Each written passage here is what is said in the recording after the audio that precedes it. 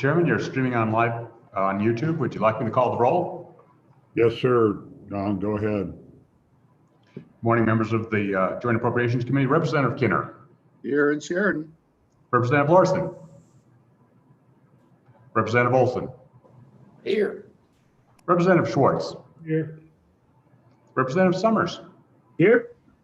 Representative Walters. Here. Senator Agar.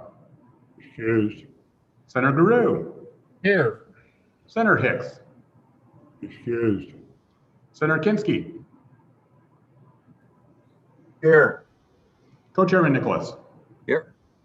Chairman Beebout. Here. Okay, good morning, everybody. This is Friday of the first week of our JAC hearings.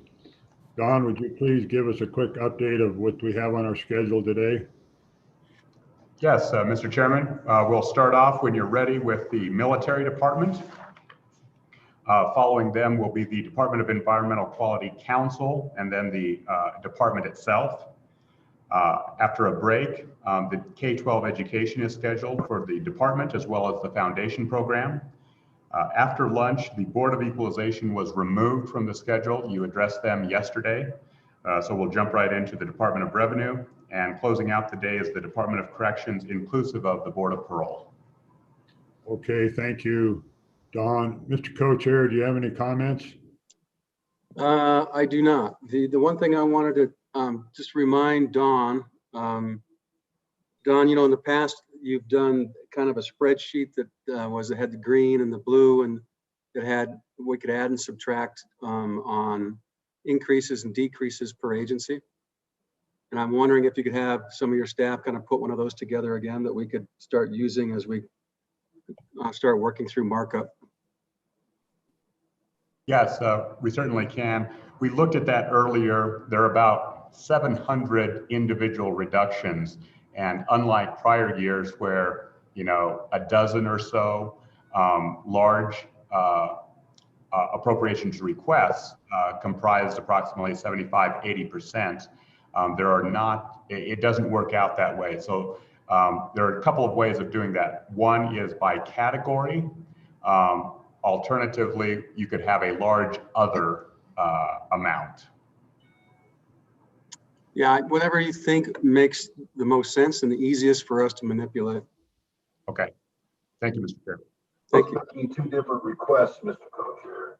Okay, anybody else on the JAC have any comments they wish to share with the committee?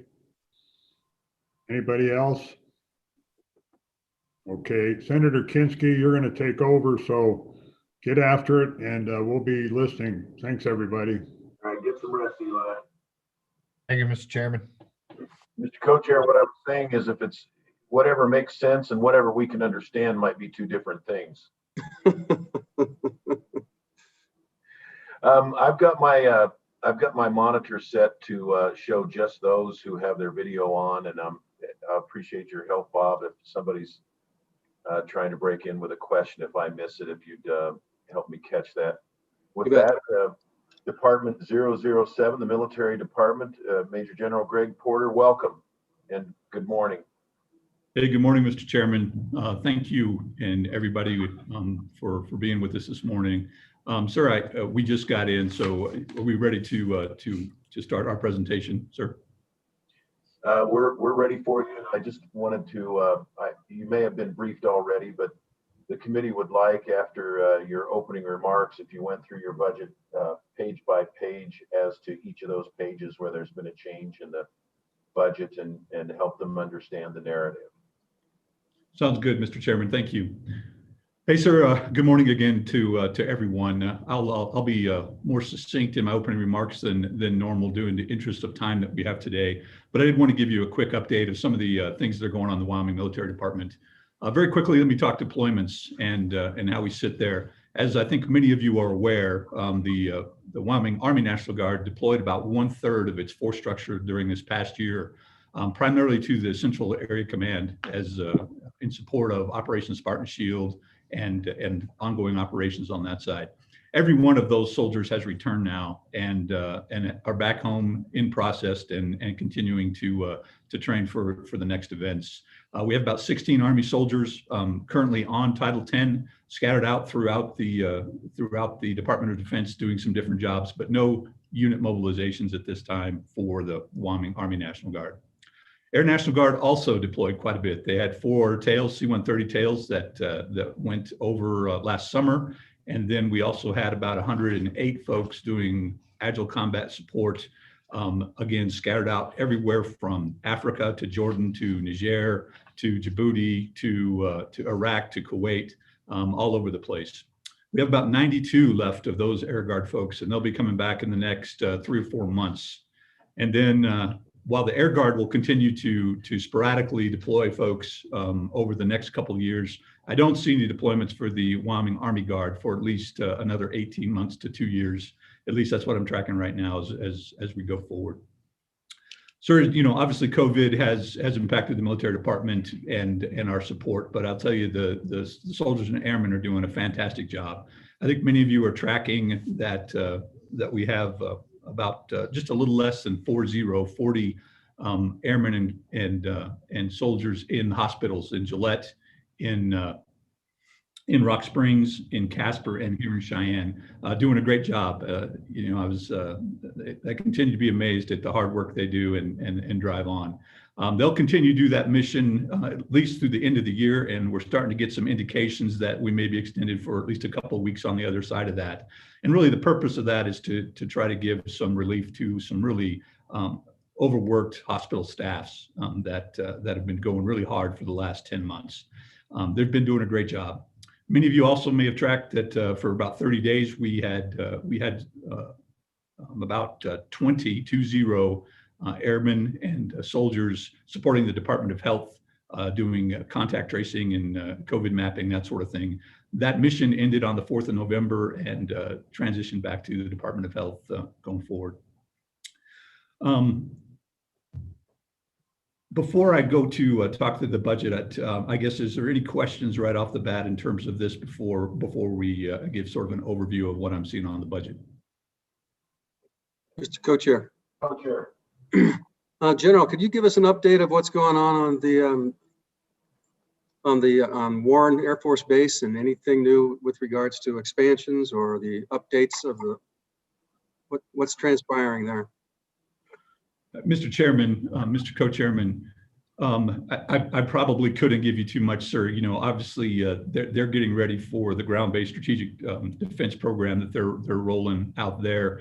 They're also getting ready to do some military construction. They're getting a new rotary wing platform called the Gray Wolf. It's different than our UH-60 that we have on the Army National Guard side, but they're getting a new weapons platform on that side, probably in the next 2 to 3 years.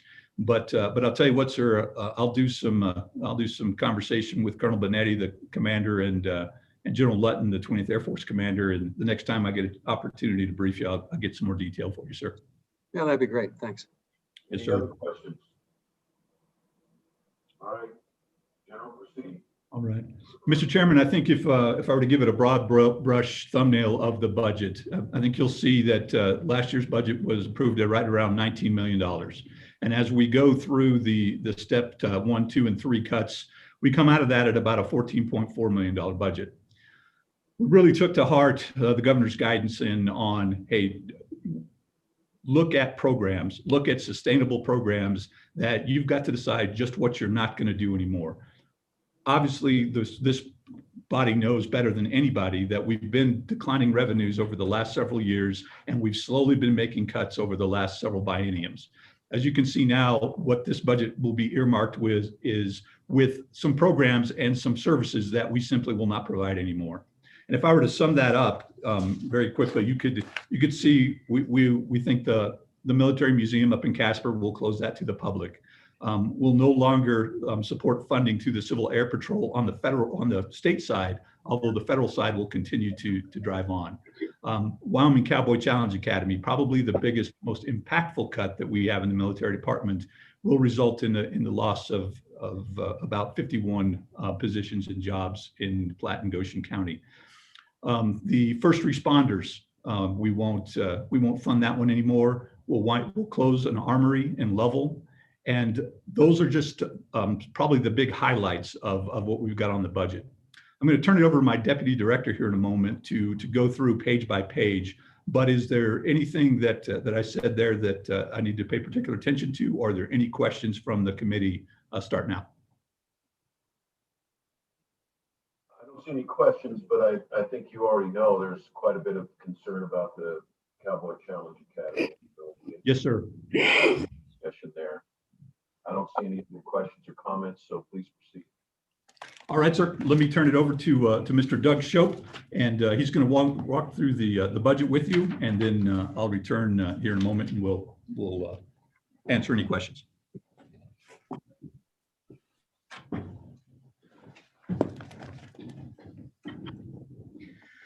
Mr. Chairman, I'm Doug Shope, and due to audio issues, we've had to switch seats. I know that was your preference to have everybody on their own monitor. I'd like to start out in the budget by going to page 7. And so page 7 through 11, those 5 pages are our priorities by program. And I just wanted to simply point out here that other than we've added a couple of programs as recent as last year, this priority list has been the same for several biennia. Sir, I'd like to move to our first reduction, and that is on page 16. This is in our state affairs budget. And this is a step 2 reduction, priority number 5. And out of our state affairs budget, we're reducing $295,542. And of that, $235,000 and change, it goes directly to facility maintenance and to those maintenance supplies that our organic personnel use. The balance of that is in automation. And so we've deferred replacing computers, and we'll use other funds that we have in the budget, remaining funds, to replace or repair computers on an emergency basis until we come back to you in the future to ask for funds for replacements. On page 17, Mr. Chairman, the governor's recommendation is to reduce this amount, of which $49,422 is one-time funding. And again, that is computer hardware and software. Also on page 17, Mr. Chairman, priority number 6 of our step 2 reductions is an accountant position in my office. We have 4 accountants, and we're reducing 1 accountant for the $38 million that we process in invoices annually out of our accounts payable. And this accountant is $109,521. And on page 16, the governor has recommended to take this reduction. Also on page 18 is step 2 priority number 7. And this is to convert general fund positions number 18 and 194 to 100% federally funded program. And this is a reduction of $318,188. We will also see later on the federal budget where we put those positions back into. On page 19. Mr. Chairman. Please. Thank you. Larson. Thank you. Doug, help. We see this in several agencies where we swap out and say, where they indicate that they're going to move the state funded positions to 2 federally funded positions. In your department, can you help us understand a little bit why that wasn't done historically and the rationale for, is it just because you was able to use those federal funds other places, or tell us the impacts of that a little bit, please? Mr. Chairman, Representative Larson, the ability to move that is a moving target. And so when we hire federal positions, it's based on a percentage of our federal budget. And our federal budget currently has increased slightly, so that gives us the ability to hire more people. But it's at the deficit of the existing budget. And so, and I can tell you now, in the other budget, in the federal budget, then we reduce the amount of maintenance supplies that our organic personnel would be using to maintain. But we have a fairly robust, at this point in time, a fairly robust federal budget to do that. Okay, thank you. Please proceed. Mr. Chairman. Who did I miss? Mr. Chairman, on page 19, the governor has recommended to make this reduction and swap those positions to federal funding. Mr. Chairman, on page 21,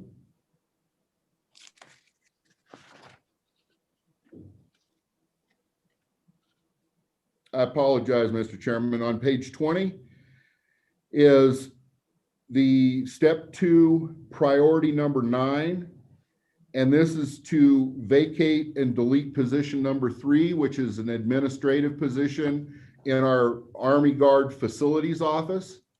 And the uniqueness of what we did here was to transfer the individual that was in that position last fall into another federal position that already existed that was vacant at the time.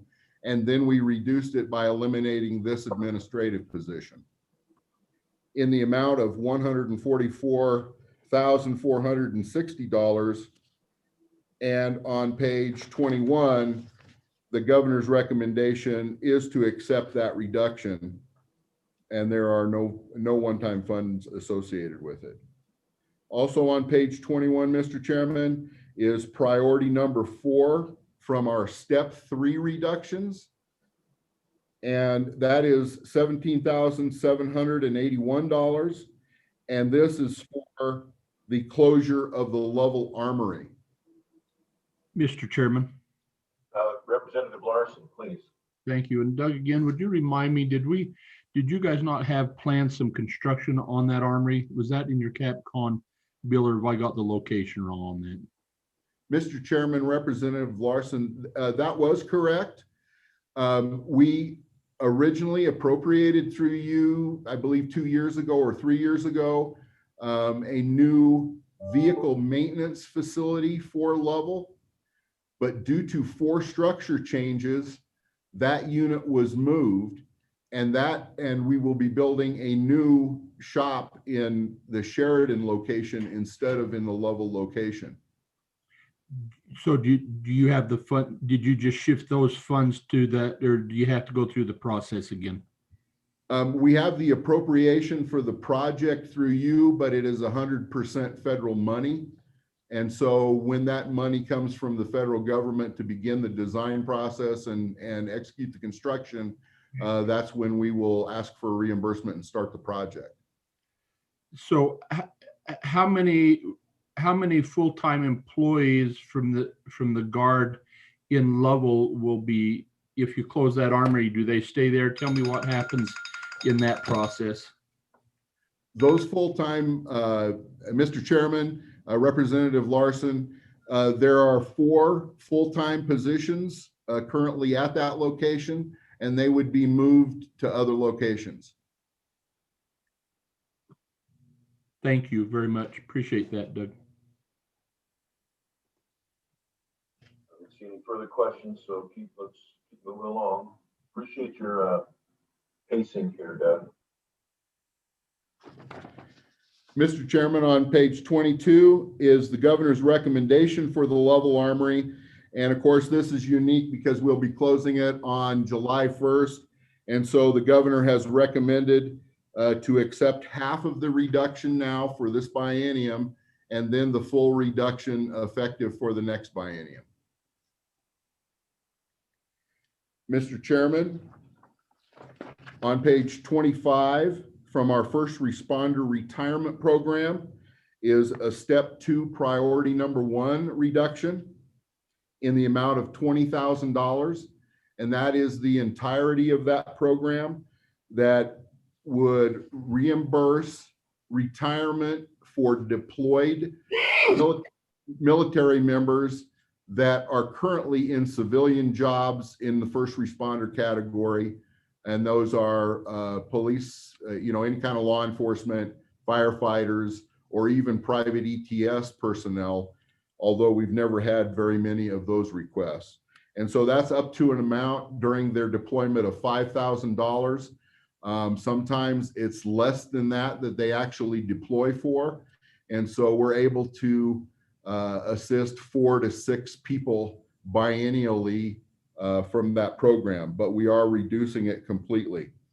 And we are reducing it for the entire biennium. So this first year we have not used it. And so on page 26, the governor's recommendation for this is to accept the reduction of all 20,000. Now, in this case, there's no statutory requirement to be made because we have the ability to, that we may fund. And so our intent is to keep the statute in place. And if we ever have a better economy in the future, then we would come back to you and ask possibly to put money back into that program. Mr. Chairman, on page 29, from our Army National Guard budget, our step 2 priority number 8 reduction. This is actually not the reduction. This is an increase of $318,188. And this picks up the other half of the action to transfer those 2 maintenance positions in Camp Guernsey to federal funding. And of course, the positions will not do anything different as far as their duties than they currently do. They'll remain doing the same duties. Mr. Chairman, on page 30 is the governor's recommendation to accept. Sorry, Representative Schwartz, please. Yeah, thank you, Mr. Chairman. Doug, could you explain to the committee what those funds were being used for prior to shifting them to this? Mr. Chairman, Representative Schwartz, yes. The funds that we're going to, the 318,000 that we fund those personnel with historically would have been used to buy the maintenance parts and so forth that the actual organic maintenance personnel use, not necessarily these 2 positions, but all of the maintenance people at Camp Guernsey would use that budget. And so that is the reduction in those supplies for maintenance operations. But again, as I stated previously, we have a fairly robust federal budget, and so we're able to accommodate that increase for those personnel positions. Thank you very much. Thank you. Questions? Please proceed. Mr. Chairman, on page 32 is our challenge program budget. And this is our step 3 priority number 5 reduction. And the reduction is in the amount of $9,593,465. And that is for a program that is a mix of federal and state money. And you can see right below that, the amount of state funds is $2,970,058. And so in that amount, I'll just point out right now that due to COVID, since this was posted, it's been determined that we're going to start the class late in the spring. And so the class will run past July 1st and graduate in August. And then if you accept this reduction, then we will close down the program by October. And in order to run past the July 1st date of the reduced amount in the budget, we will have to add back in $500,000 of school foundation money and $1.5 million of federal money. And so the reduction would be offset by that amount. in order to run the spring class and then close the program by October. Mr. Chairman, on page 33 is the governor's recommendation, and you can see that he's. I'm sorry, Doug, Representative Larson has a question. Thank you, Mr. Chairman. Doug, can you just again remind me as I contemplate the impacts of the Cowboy Challenge program? I have it in my mind that there's state and federal funds, but we accept kids from other states in addition to Wyoming. Is that correct? Mr. Chairman, Representative Larson, that is approximately 24% that we accept from other states. And we're mandated to do that when we accept the federal portion of that budget. That was my understanding. And a follow-up question was, but none of the other states contribute any state funds to assist in that effort. Is that correct? Mr. Chairman, Representative Larson, yes, they could, but historically, the kids are coming from states that have chosen not to have their own programs. And so they really don't want to participate in providing that. And we have never received funds from another state to offset our state school foundation funds. Okay, thank you. I was just trying to make sure I remembered that correctly. Thank you, Co-Chairman Nicholas, and then Representative Schwartz. By the way, Dave, when you speak, there's an echo and a relay. And so I'm not sure if you've got two things going on at once, but you're not very clear when you're talking. So Doug, I have a question. Have you looked at alternative ways of essentially reducing the cost or reducing down the number of classes? Just alternatives to shutting the whole thing down? And if so, what's your, maybe you can simplify the classes, reduce the teaching capacity and what they do. I'm just curious if you've examined it. Mr. Chairman, Co-Chairman Nicholas, we are obligated when we take the federal program to maintain and shoot for a recruitment of 100 student classes. And so from the federal program side, as you know, in past biennium, we had a 4-class model, and that 4-class model was not accepted at the federal level. And so we reverted to the 2-class model that they do accept. And so there really is not the ability for us as a state to reduce the program. We have to either accept the full program or not at all. Representative Schwartz, can you hear me better, Bob? I can. Thank you, Mr. Chair. Excuse me. Much better, Dave. I'm curious, as partly for the committee. So in the past, we have accepted kids from out of state into our program. Will there be opportunities for Wyoming kids to find comparable programs in nearby states that they can get into?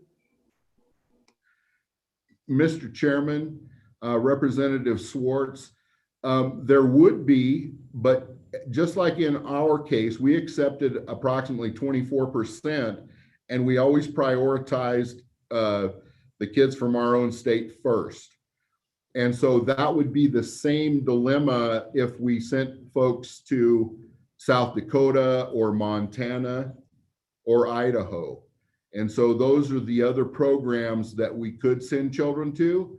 But again, it depends on how full they actually historically run, whether you would be able to get kids into those classes or not. Follow up, Mr. Chair. Please, Representative. Thank you, Mr. Chair. So I guess what I'm getting at is, will there be a mechanism to let, I'm assuming, school counselors know of those kind of opportunities? Mr. Chairman, Representative Schwartz, although we've never discussed it, we could attempt to put something in place during the close down of this program where we could get that information through the Department of Education out to all the schools in the state, or directly to schools through our current recruiting program that we have at the program. Thank you. That would be great if you could do that. Senator Guru. Thank you, Mr. Chairman. Doug, on the flip side of Representative Schwartz's question, would there be an opportunity to take the 25 or so kids that are coming from out of state, and what I thought I heard you say, and maybe I didn't hear it right, that the states that we're sending those kids don't want to have a program? Well, that's great, but maybe they could fund the kids that are coming here, that we could charge them a fee for being here as part of that program, that we could cover maybe almost cover most of our 25% buy-in. Would that be possible? So Mr. Chairman, Senator Gru, it really is not possible to do that. Even at the federal level, they want other states to pay their share. But when a state has already decided they don't want the program, then they really don't look at funds for that program. When we recruit those people from out of state because it fills up our program so that we have more graduates, which makes us look better at the federal level. So there's a negative and a positive from doing that. Okay, I understand. Thank you. Senator Steinmetz.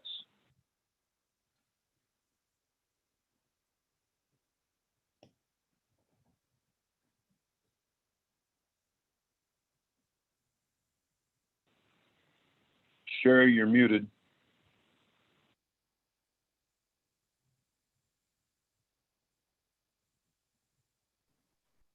Sorry about that. I couldn't find my mouse. So thank you, Mr. Chairman. Could you remind me how the budget works? Because obviously you're cutting from the school foundation budget rather than the military department budget. It flows through that way. Could you remind us how those two budgets interact together and how that all works? Thank you, Mr. Chairman. Mr. Chairman, Senator Steinmetz, even though the fund source is from the school foundation, it's still in our budget, in our agency budget. And so from that perspective, I would analogize it to the general fund budget. It just goes back and robusts that budget, even though we are reducing it out of our agency, and we have looked at our agency holistically with all of our programs. And when you go to that priority list on page, the end of it on page 10 and 11, where the challenge program shows up, our youth programs have always been at the bottom of our priority list. And so we looked holistically from our agency's perspective to try to reduce funds. And I know, even though it wasn't directed to us, you know, in our tracking of the deficits in the state, it appeared that we're almost as short as much in school foundation money as we are in general funds. And so it was our decision to cut from the bottom priority up if we could, and that's what we've done here. And so I don't know whether we get any added benefit to our agency by reducing that, other than we had a target amount from the governor, but that money would be in the school foundation for other uses or to offset other deficits.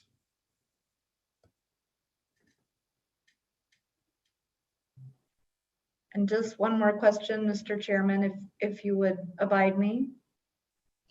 And then could you remind us how many of those positions are currently filled and how many jobs we'd be affecting with that? Thank you, Mr. Chairman. Mr. Chairman, Senator Steinmetz, we have 51 positions, and of those 51 positions, 41 are currently filled. And that was as of 2 days ago. So I can't tell you exactly today how many that is. but 2 days ago it was 41.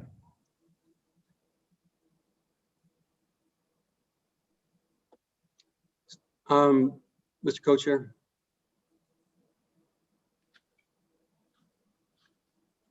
So Doug, just on a simple cost benefit analysis, what does it cost per pupil annually to treat and train these kids? Mr. Chairman, Co-Chairman Nicholas, it depends on how many we graduate, but we're looking at about $6,000 to $8,000 per child. Are you just talking follow up? Are you talking just state dollars or total dollars? Yes, Mr. Chairman, Co-Chairman Nicholas, yes, we're just talking the state school foundation dollars. And then what's the total cost all in?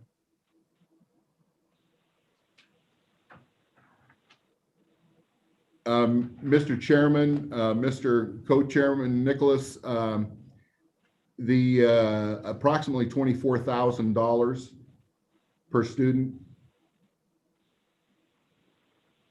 Representative Stitt. Mr. Chairman, just to follow up on that, Mr. Shope, so the $24,000 per pupil, that's across the program. And if you looked at to get the cost per Wyoming child, would you have to gross that up to account for the 24% of out-of-staters we're paying for? Mr. Chairman, Representative Stitt, yes, you would have to if you wanted to just look at the youth from Wyoming. Any further questions or follow-up? Mr. Shope, can you just very briefly thumbnail for me why this program is in the military department? Mr. Chairman, this program is in the military department because it became available at the federal level. It is a DoD program, a Department of Defense program that has been in existence through the National Guard since about 1994. And then in 2000, I believe about 2006 is when we first went and solicited the National Guard Bureau and the Department of Defense to give us a program. All right, and one more, if I may, of these jobs, are these all full-time jobs? 50 full-time positions for a program that runs twice a year or are there a fair number of part-time people that come in just for the duration of the program to act as instructors or something? Mr. Chairman, these are full-time positions. We run 2 classes for 5 months each. And so there really is not any downtime. All of the personnel are in training for a month in between class starts, between the graduation of one and the start of another.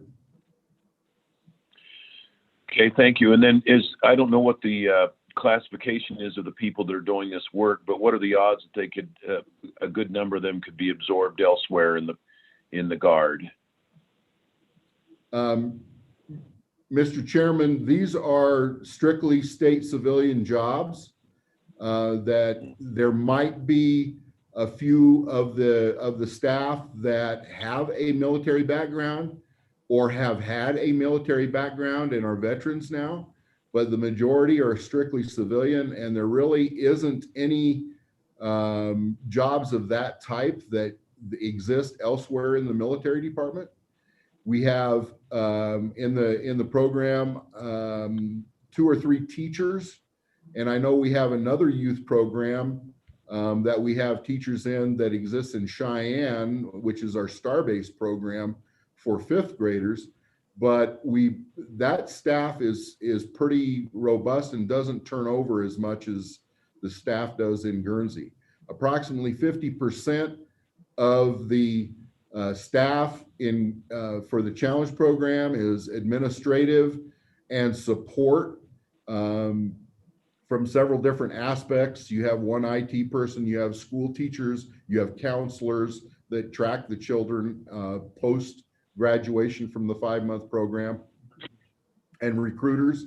And then the other half of the program are cadre, and those cadre are set up in subordinate units for the youth to operate similar to a boot camp or basic training camp, that they really look at all of the physical activities and making sure that the individual sections move between their classwork and their daily activities. And so those type of folks really don't have any other value within the agency as far as the position classification. Now, as some of the individuals, they may qualify for other positions that we would have. Okay. And then you made reference to the relative turnover of this program to the star-based program, this program being higher. What is the annual turnover in employment with the Cowboy Challenge program? Mr. Chairman, we're looking at that right now. Can I get back to you on that? Certainly appreciate it. Any other, Co-Chairman Nicholas? Yeah, Doug, so it looks like you have a 65% graduation rate. Do you keep track of graduation rates for Wyoming participants separately from your total graduation rate? Mr. Chairman, Co-Chairman Nicholas, no, we don't track it separately. And so remind me, Doug, how many in your two classes, how many students do you have a year?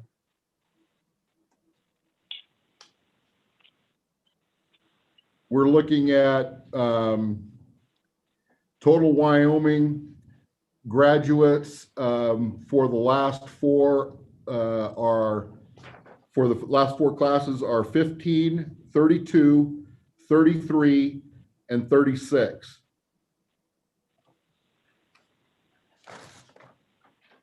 Thank you. And Mr. Shope, your cost per student of $24,000, is that just the 65% that completed successfully, or is that the entire base of students? Mr. Chairman, that is just graduates. Okay. Thank you. Any further questions on this program before Mr. Shope moves on? Thank you, Mr. Shope. Proceed on to the next priority area. Mr. Chairman, on page 36 is our Veterans Retiree Council. And this program, we've targeted it for elimination of the funding, but not of this is not a statutory program, and it is a very small program. And so we've recommended to reduce the entire program of $11,302. And the purpose of this program was established because we have to, with all of the benefits, medical as well as direct retirement benefits from the military, for National Guard folks, historically, the majority of National Guard folks that attain a retirement can do that 20 years before they actually can collect the retirement. And so a retired normal traditional Guards person that might start at 20 years old and leaves the service when they get their 20-year retirement at 40, they can't get their actual retirement benefits until the age of 60. And so we have to communicate with them so that they know all these changes and how it's going to impact them over time. And the majority of them don't start looking at this until they start approaching their retirement. But this has always been for communication with those veteran National Guardsmen. And so what we are eliminating here primarily is face-to-face conferences. Because of COVID, we now do more and more through the internet, through emails and so forth. But most of our older veterans still prefer face-to-face communication. And so that's what we're eliminating with this program. We will still have some communications with our retirees but it will be primarily through the internet. And we will fund that out of other dollars. Mr. Chairman. Co-chairman, Chairman, Representative Summers. Mr. Chairman, thank you. Wrong committee, but we are co-chairs on a different committee. Mr. Chairman, thank you. And Doug, thank you. As I look at page 38, after what you just said, which is kind of your summary on this unit, there's nowhere in that that's travel. The bulk of the money is in office supplies and printing. And so maybe I missed something there. Mr. Chairman, Representative Summers, you are correct, but we have traditionally held 2 conferences and we don't pay for travel. The veterans that would come into our auditorium for that event, they're doing that on their own dime. And so when we have mailings, that's one issue, but we also have handouts during those conferences that we would give them. And again, yes, it's mostly office supplies. Any further questions about the Retiree Council? All right, Mr. Shope, next priority.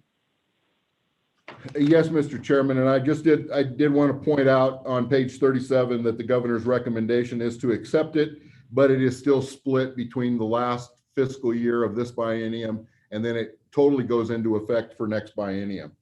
And again, it's defunded. On page 40 is our step 2 priority number 4 reduction, and this is our Veterans Commission. And in the amount of $68,275. And this is travel and office supplies. This is a minor amount in the Veterans Commission budget. It will not impact the majority of the processes that they currently do, which focuses on veteran medical benefits. And they do a lot of virtual delivery as well that they've learned through the COVID process. And there is not as many of those, the Veterans Commission members that travel, at least have through in the past 9 months. And so they do have quarterly meetings. And so that reduction is not going to impact them significantly. And on page 41, the governor's recommendation is to accept this reduction or to recommend this reduction to you. And in that amount, the entire 50% of our replacement costs that you appropriated us last year in one-time funds for hardware and software of $25,000 is part of that reduction. Mr. Co-Chair. So, Please, Doug, Co-Chairman Nicholas. I'm going to page 39, and I'm just a little bit confused about the numbers because I'm looking at your revenues that increased. They're right around 230 to 222,000 on a biennial basis. And then I look at your ending balances. And so you have a substantially increasing fund balance. And so I'm curious how that then correlates to what your annual expenditures are when I go down to page 42, because it looks like that you're receiving more money than you're expending. And so my question is that something that we can address, or is there a purpose for that? Or should we just reduce general fund dollars so that's more of a break-even cost as opposed to a revenue source, increasing source? Mr. Chairman, Co-Chairman Senator Nicholas, so we don't use the revenue source for our operating budgets. And so if you look at the 1920 as an example, and granted, we're in the estimate range right now. I don't have the exact figure in front of me, but you have $628,000 in that column. And right. So there are 3 different sources of funds that go into that. And so it's any funds that are donated directly to the Veterans Commission. We also receive some minor amounts from our museum in Casper. And the majority of funds, almost over $500,000 of that amount comes directly from our cemetery, and it has to be spent at our cemetery. And so this was discussed heavily, I know, last year, but the funds right now, when you look at the row above for 601, we historically do projects out of that, as well as buy vaults for the burials. And that when you see the $20,000, that's about what we spend biennially on vaults. And so that revenue source is directly from the federal government for every burial that we have. And the intent of it was for construction and other major projects. Now, the remaining $100,000 that is directly in the Veterans Commission, what they use, it really is a source of funds for veterans projects around the state.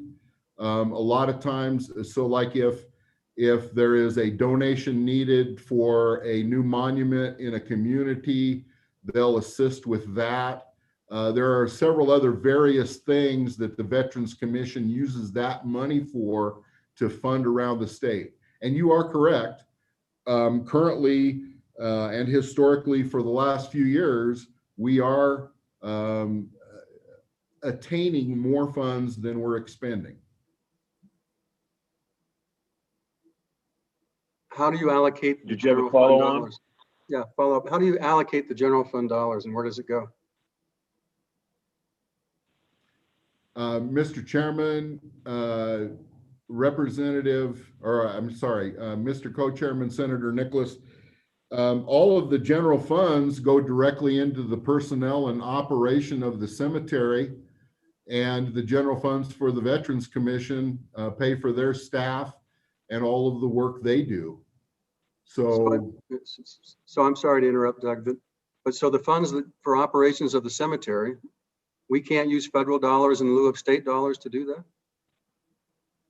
Mr. Chairman, Co-Chairman Senator Nicholas, it is not the federal,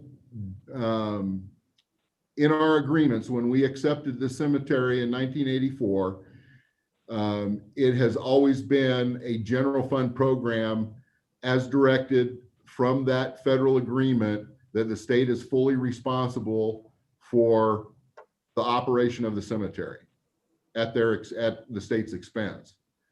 That doesn't mean that these funds can't be used for some of that, but we do that on an as needed basis. If, for example, we needed a new lawn tractor and we historically have come to you for a one-time appropriation to replace equipment, if you are not able to do that, especially in this economy, we could use these funds to buy that tractor. So Doug, what would happen if we just put all state funds? Mr. Chairman, Senator Nicholas, could you restate that? I didn't quite hear you. Say, what would be the ramifications if we just cut general funding to this program? Mr. Chairman, Senator Nicholas, we would close the cemetery. Thank you. Bob, hey, Bob, tell me which page you're on. We were on the Veterans Commission and he had reduced some of their expenses and we got into the cemetery. Tell me which line on which page were you looking at the cemetery? Because we debated that last year, I think, about paying for the cemetery out of some of the trust fund. Where were you at, Bob? Yeah, I'm bouncing between 39 and 42. Okay, so there's the trust, and then 42. Yeah, thanks, Doug. Is there a cemetery line there? Mr. Chairman, on page 39, in the revenues, there is the third row down unit 0601 is the cemetery. But there is not a cemetery page anywhere in the budget because we didn't take any reductions there. And so this is, Okay. we're strictly looking at the Veterans Commission budget when we go to page 42.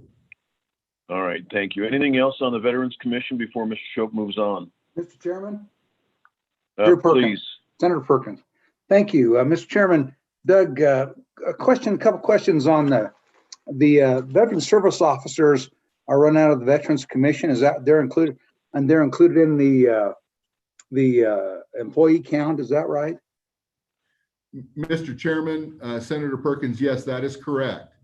That is one of the singular primary functions that the Veterans Commission performs now with the majority of its staff. How many veteran service officers do we have now? Mr. Chairman, off the top of my head, I don't know that, but I believe we have 8. 8. And how are they? I mean, how have they adapted their communication and their efforts to find and assist veterans in obtaining benefits in light of COVID? How's that changed, and how is that being monitored to see the effectiveness that they've had with COVID being here? Mr. Chairman, Senator Perkins, I would ask Director Shepard, who's there online, to answer that question. Mr. Shepard. Senator Perkins. So really, we've done quite a bit of work in working through this COVID condition. Probably the most important one is how we market through our Facebook, how we market through our website, whether we use print media, other forms of media, just to really reach out to veterans. And what we have found is we did have a significant dip last spring when we first went to a more virtual environment, but then we have found, and actually we went back into everybody back into their offices for a while, still doing their outreach in the other communities, but that we have found that it has rebounded, and that the veterans are coming back, and we're seeing it in the dollars that are returned to the state through the federal government. We think that, or we know that this last state fiscal year, that was up to about 57 million, and we expect it to be that or higher in this next year. Does that answer your question, sir? Yeah, it helps a little bit. If I can just follow up, just one more question, Mr. Chairman. So Please. Thank you. And just following up on that. So how is the contact between VSOs and veterans, has that changed as it's rebounded and come back? Has that changed, or is that back to its face-to-face, or are we seeing a change of the nature of how VSOs are doing their work? Could you just go into a little bit more detail on that, or maybe it's just going back to the way that it was? But I'd like to know. Thank you. Mr. Chairman, through you to the senator. So it's really now kind of a compilation. One, we have significantly increased our protective equipment to the service officer, because we do believe that in a lot of cases, a veteran really does want that face-to-face. So if a veteran wants the face-to-face, we're able to offer that and do offer it. If we're able to do it virtually, do the initial intake with a veteran virtually, then we'll go ahead and do that. But most importantly, we listen to the veteran, and with the bottom line being that we work to get their claim filed. Didn't we just add another service officer, I think, Drew?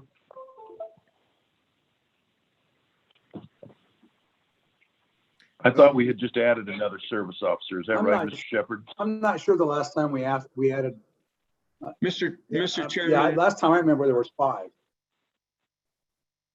Mr. Chairman, that's true.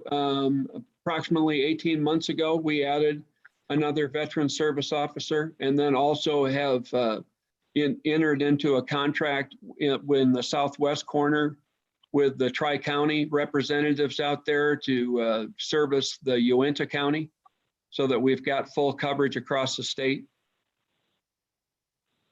Thank you. Anything further for Mr. Shepard or for Mr. Shope with regard to Veterans Commission?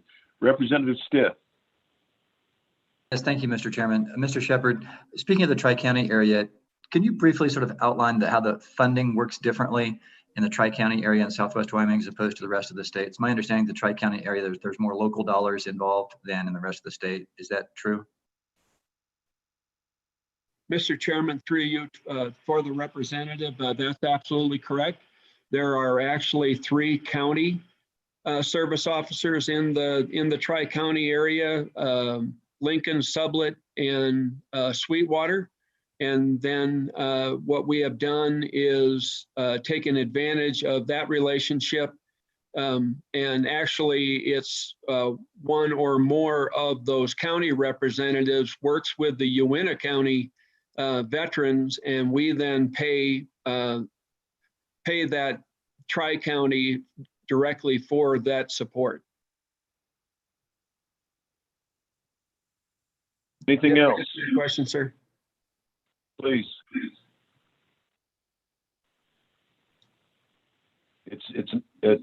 Did somebody say they had another question? Okay. It's 9 a.m. and we have 2 more division units to go. So, Mr. Representative Stiff. Mr. Chairman, I don't know if this is the appropriate place. Just at some point, I wanted the director to address the vacancy list and how that ties into these proposed cuts. All right, let's do that after we wrap up the last 2 units, if that'd be okay, Representative Stiff. All right, if you could proceed to the next unit, I think it's Veterans Burial Teams. Mr. Chairman, yes, on page 43 is Veterans Burial Teams, and we are defunding that program in the amount of $86,380.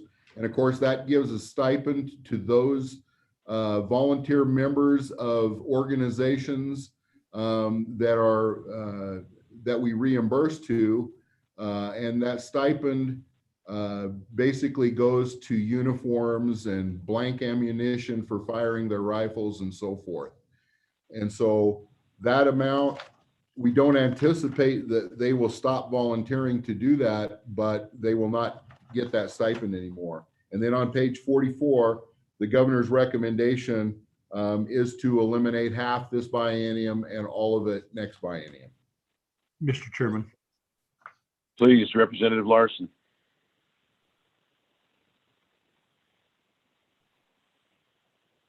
Representative Larson. Sorry, Mr. Chairman. Doug, could you just share with us how much that stipend was? Does it depend on the event, or is it just per event, and how much? Mr. Chairman, Representative Larson, yes, it is $100, or it has been reduced in the past with the existing legislation. We're able to prorate it if we go over the amount of the budget. Mr. Chairman. Anything further? Representative Walters. Yes, Mr. Chairman, thank you. And we just increased that from $50 to $100 in the last 4 or 5 years. Mr. Chairman, Representative Walters, yes, that's correct. Okay, anything further on veterans burials? All right, next unit is Veterans Museum. Mr. Chairman, the Wyoming Veterans Memorial Museum at the Casper Airport on page 46. We have recommended a reduction of $265,151, which is half of that budget. And what I propose here is that the legislature make a decision to either fully fund it or to eliminate the program. And so unlike our other programs, The governor on the following page has recommended to accept this reduction, of which $2,500 is IT support, is your hardware and software. We don't, there will be a recurring, if you accept it as proposed, there would be a reoccurring budget next biennium for half. But our proposal to you is to either fund it or close it. And so we prefer not to be in the warehousing of artifacts if we don't have to. And there definitely would be a closure of the facility so that we would not be open to the public. So, Mr. Shope, if the proposed, what you submitted is not either fund it fully or close it. It's halfway there. Mr. Chairman, Mr. Chairman, that is correct. Okay, well, I'm confused. If you want, you should have just zeroed it out if you want us to either fully fund it or close it, but that's just me. So all right, questions about the Casper Museum? Chairman Nicholas. Yeah, I'm just curious, and this question is for Tom, really. Tom, once you saw this, is is Casper trying to look and see if they can come up with some additional funding for this to kind of match it if we take this cut? Casper is working on all sorts of different opportunities. There is a nonprofit already set up for the Veterans Museum that's accepting donations. There are volunteers that are putting in time. There has been some issues with the current curator of allowing volunteers to staff it and some things like that. So I think there's opportunities, but it might be better opportunities if we were to move it to a department that focuses on museums such as state parks and let the artifacts be augmented from the military department. So I think we can take a budget reduction here and still operate the museum. It shows 2 personnel, and to my knowledge, there's been 1 working there for the last year and a half or so. Prior to that, it was 2 people that basically worked part-time each. So it's had some different ideas on how it's functioned, but I think there is still opportunity. Thank you. Okay, anything further on the Veterans Museum? All right, next is Civil Air Patrol. Mr. Chairman, on page 50 is our step 2 priority 2 reduction. And of course, in step 2, we focused on how to keep the program viable. And so we recommended a reduction of $63,171.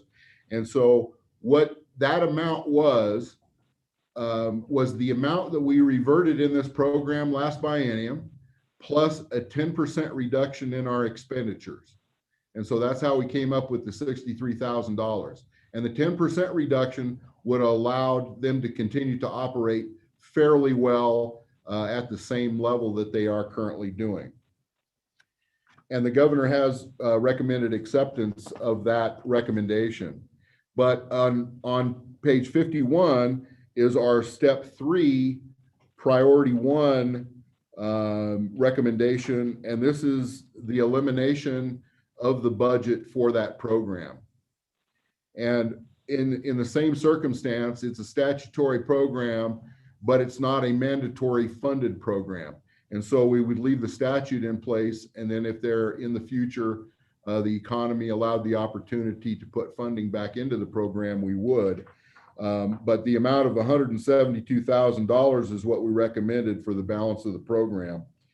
And the governor has recommended acceptance or recommendation to you of that reduction. And he is recommending a 50% that would allow us to continue to fund it through July 1st. Representative Schwartz. Thank you, Mr. Chairman. And for the committee's benefit, we did discuss this when I met with the military with Senator Steinmetz a week ago. I'll get into that later, but I did have one question then, was how many search and rescue missions has Civil Air Patrol run on the average in the last few years? Mr. Chairman, Representative Schwartz, I'll have to get back to you on that. I don't have that information in front of me. Yeah, I would appreciate that because in this part of the state, in the mountains, it's an issue. Thank you very much. Mr. Chairman, I would like to throw out a number. Historically, it's probably between a half a dozen and a dozen per year. Okay, Co-Chairman Nicholas. Oh, excuse me, go ahead. So, yeah, Doug, could you let us know if, I'm going back to the Veterans Commission. If we take the full 10 or 20% cuts on round 2 and round 3, could you let us know what the impacts would be and how you would implement that? Mr. Chairman, Senator Nicholas, I'm not understanding your question. If we accept the cuts on the challenge program? No, I'm going back to page 42, Veterans Commission. You have 2.6 million in general fund dollars. So the step 2 cuts is 10%, and the step 3 is another 10% or 5%. So I guess my question is, if we implement a full 10% cut of that for step 2 and a 5% in step 3, so that would reduce it down by about $380,000. What would be the impacts of doing that? Mr. Chairman, Senator Nicholas, it would be significant. I would have to let Director Shepard answer, but on the front end, you would lose the majority of your assistance to the veterans around the state that bring in that $57 million to the state annually. Well, I think the request. Go ahead. Excuse me. Go ahead, Mr. Co-Chair. I was going to try and clarify your request, but. No, go ahead, Dave.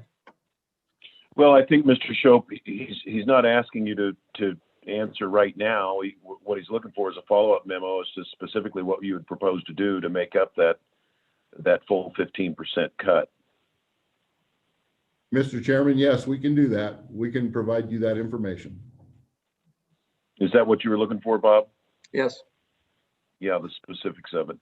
Okay. Mr. Chairman. Civil Air Patrol. Who is that? Representative Larson? Yes. Yeah, you. please. So Doug, on Civil Air Patrol, are there any employees or full-time employees associated with that program at all? They're around the state. We have those aircraft. Tell me how that all works. Mr. Chairman, Representative Larson, no, that the organization, the actual Civil Air Patrol organization is federally supported. And what we do is augment them by reimbursing invoices with this money. And that money goes to fund the hangars of the aircraft. It goes for maintenance of the aircraft. It goes to flight hours, which is mainly fuel, so that they can practice. And due to an accident that we had a few years ago, that's when the state stepped in and put more money into them going up and getting flight time so that they would be more familiar with the aircraft. And it also goes to recruiting, so new members. And so without our budget, it's going to be difficult for them to recruit. If you never fly the aircraft, and if the aircraft is always setting out on the ramp because they don't have the funds for hangars, then it's going to go downhill significantly from what we do. But as far as the search and rescue mission, the agency will still perform that, but it will be at a significantly higher dollar. From the Civil Air Patrol side, if it's a federally funded mission, the federal government will pay for it. And most of the search and rescue missions are federally funded. But it's whether the equipment is up to par to be able to launch that aircraft. And it only costs, one thing about this program is it only costs $100 an hour to fly that aircraft. If we have to launch a helicopter to do that same mission or a similar mission, it is $5,000 an hour. So that, from our perspective, we can still do the mission, but it would be at a higher cost if those federal funded aircraft were not maintained to an acceptable standard. Follow up, Mr. Chairman. Please. So Doug, I get a little confused because you use the term "we," which to me would refer to the military department, but yet you're saying the Civil Air Patrol is not military department. That's a federal Civil Air Patrol that has its own employees. Am I confused there? Mr. Chairman, Representative Larson, that's correct. They actually only have one administrative staff, I think, on the federal side. And possibly the senior person at that program may have some funding, but I think everybody else is voluntary. So we've got, they're not going to, the aircraft, if it's sitting out there on the runway rotten, and they're not going to fly it. But the federal program is not the federal program designed to fund it to where it's functionable, and our funding here only enhances that capacity? Mr. Chairman, Representative Larson, that's absolutely correct. Okay. Thank you. Further questions about Civil Air Patrol? Okay, before we go on to the vacancy list, and I think Representative Stiff's probably going to lead that one. Mr. Chairman, off. I do have a like question on the Civil Air Patrol. Oh, please, Representative Walters, sorry. I apologize. So, Mr. Shope, you're indicating that without the state support, they will not hangar these aircraft at any longer. Is that correct? Mr. Chairman, Representative Walters, no, the aircraft will still exist to whatever level that they can afford to maintain them and operate them and house them.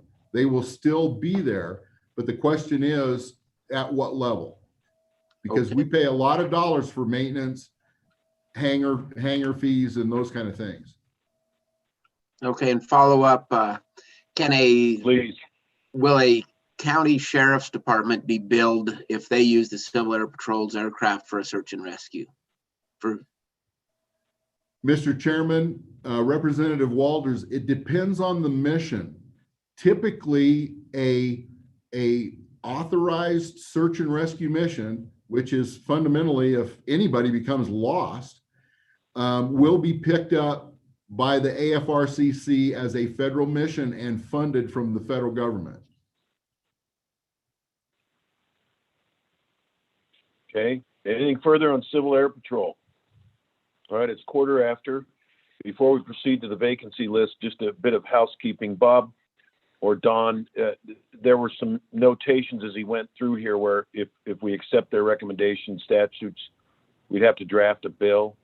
I think like the Cowboy Challenge Academy, isn't that one where they said that they would actually have to have legislative changes? Does staff just automatically draft those, or do we wait to mark up to order staff to draft those, or what's the process here? Mr. Chairman, I don't believe that one has been drafted. We can initiate it with your request here today if there is a desire to do so. Yeah, please do, Don. Was there any place else that there was a notation that bill was necessary? Mr. Chairman, no. Okay, thank you. Representative Stiff, do you want to walk us through the vacancy list, please? Mr. Chairman, just a sort of a general question for Mr. Shope.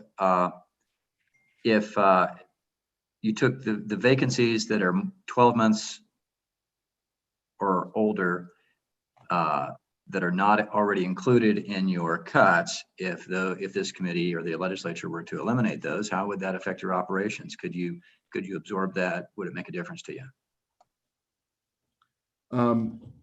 Mr. Chairman, Representative Sith, yes, it would affect us, but dependent upon the fund source. If you eliminate all those positions, it will affect us in our maintenance arena significantly. But the majority of those maintenance positions are federally funded. And so when you look at the list, there are not that many that are over 12 months. Position 178 would be one of them, but that's filled. That's currently filled.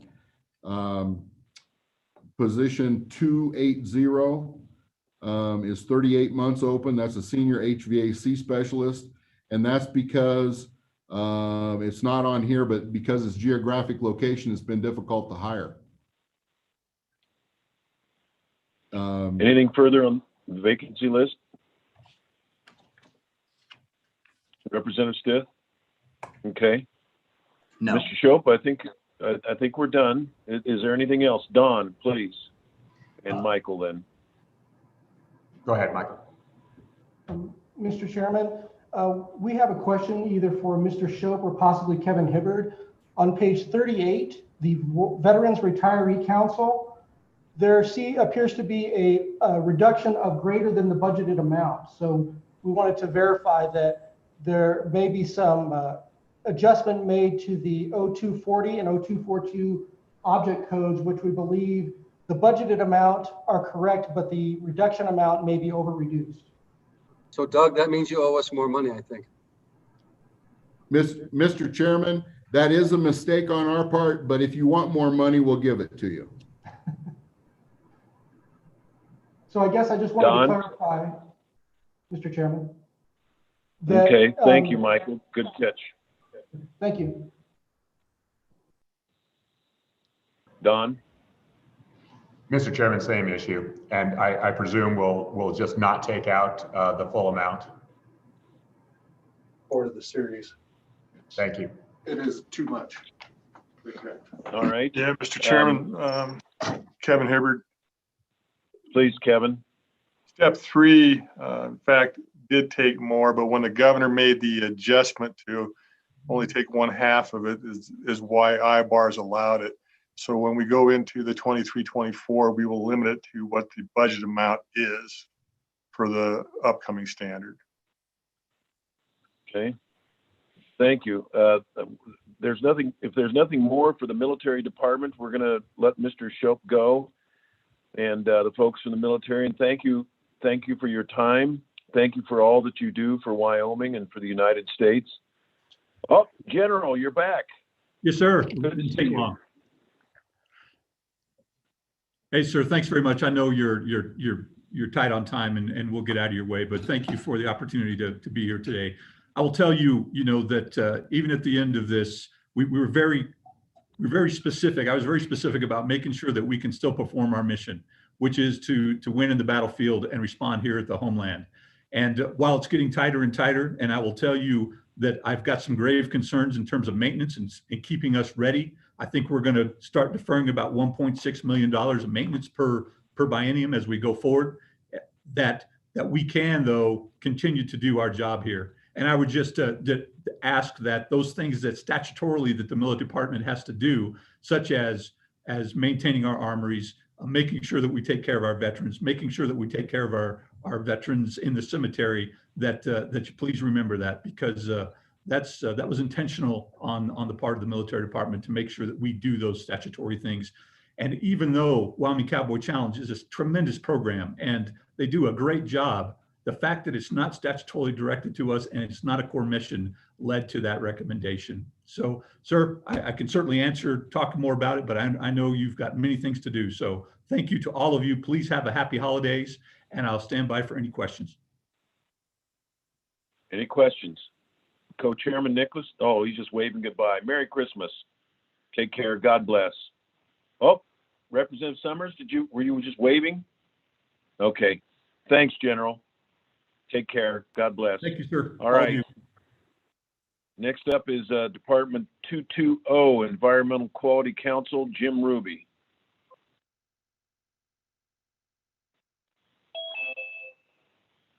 Let me get that budget up.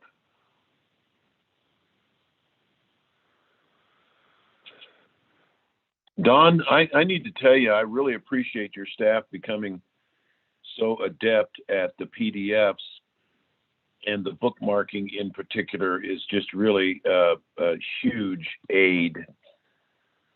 And so whoever mastered that, please pass along our appreciation. Mr. Ruby, please. Good morning, welcome. Senator Kinski, Chairman Nicholas, members of the committee. I'm Jim Ruby. I'm with the Environmental Quality Council. I am looking on here to see if my chairman, Mr. Cora, is with us yet. He's supposed to be trying to get on. There he is. So I think I'm ready to go if you're all ready for me. We're ready, willing, and able. All right. If you'll turn to page 6 of the budget book, that is our step 2 reductions. We're pretty simple. We're a small agency, as you're aware, and so things go pretty quick for us. Our cuts are in our 900 series. We cut out the use of Office of Administrative Hearings to be our hearing officer on any cases that we may have come up this biennium. The other service we use in our 900 series is the court reporter for transcribing any and all hearings that we may have, whether they're a contested case or a rulemaking hearing. The next cut is in our 200 series with regards to office supplies, dues and subscriptions, etc. And then the next 3, which are the ones that are probably the most important, are the reduction in staff travel in state, the reduction in council travel in state, and then a reduction within the council salaries. That total for the first step, or step 2, was $72,700. And that has been done. Wolves and IBARs has all been dealt with. And so that reduction has taken place. Then if you go to page 7, that's our step 3 reductions, where those reductions are. The total, again, those reductions again are in council salaries, council and staff in-state travel. That amount came to $72,600, but the governor is only recommending $36,600, I think is the amount, which means our total reduction for the biennium will be $109,000. Taking us down to $611,918. It is the council's position that that number, we will be able to, if the past was any kind of predictor for the future, that number should allow us to do our jobs through the end of this biennium. If the past is not a good predictor of the future, then we may have amounts to give back, or we may be back with request for a transfer of funds from some other agency or whatever, but we will do our best to make sure that we do not do that. What that will mean for the council and for the parties that appear before the council is that, as we're doing today, our hearings will be by video conferencing, absent there being a public demand or a need by the parties for it to be in person. The COVID pandemic has certainly made that the prerequisite standard anyway. So it appears that we're just going to be following along with what we're currently doing and what the committee here is doing today. I think that pretty much takes care of everything as far as where we're going with our cuts. Any questions, I'll be happy to take. Co-Chairman Nicholas and then Representative Larson. Thank you, Jim and John. Nice to see you. Could you just give us a quick update on what your docket has been the last year? What I can do, let me grab it up here real quick. Find the right place. I had it just up. There it is. So, I'll just give you what our annual report said over the past 2 years. In 2019-20, we had 21 contested cases and 5 rulemakings. In 2018-19, we've had 19 contested cases and 17 rulemakings.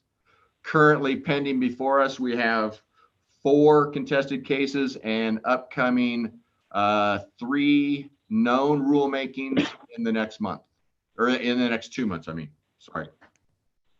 Currently, we have before us a case that most of you are probably aware of. It was kind of controversial a couple of years ago, and that is the Ramaco case. It is much smaller than it was 3 years ago.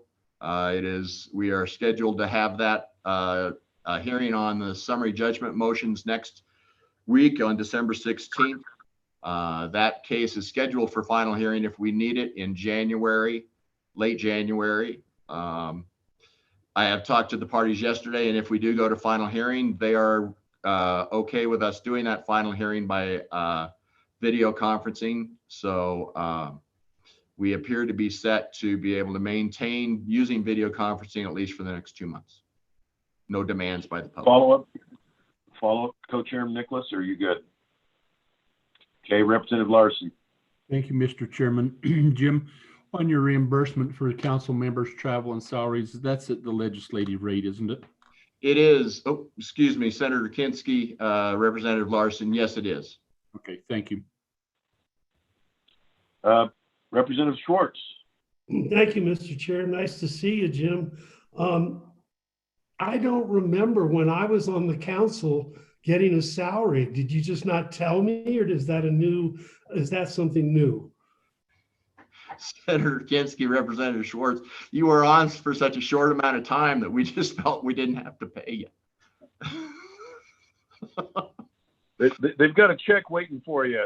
It's not a big one, but pick it up next time you're in town. You should. Anything else?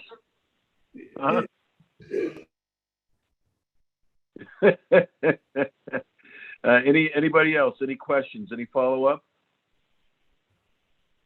All right, seeing none. Jim, John, thank you very much for being here, and Merry Christmas. Thank you, Senator Kinski and members of the committee.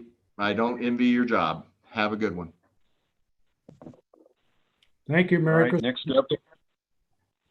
Next up is Department 020, the Department of Environmental Quality. Mr. Parfit.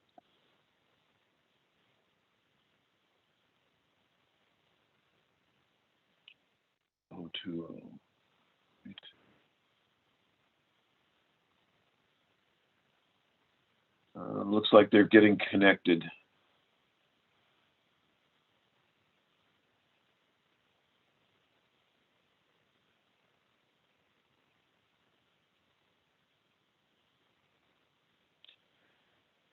I don't show that your audio is connected yet, Todd. Is anybody else hearing him?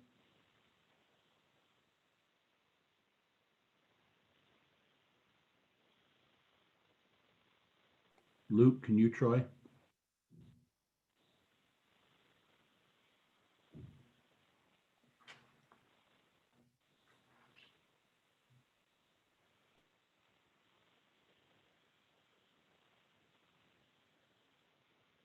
Well, it's not that he's muted, it just he able to connect. There he goes. Okay, you're connected now, Todd. You just need to unmute.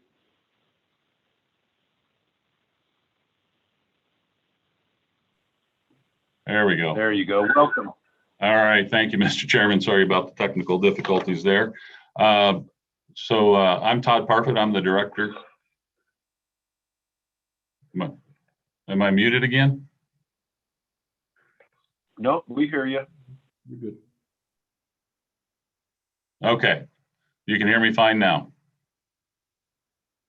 Okay. Loud and clear. Very good.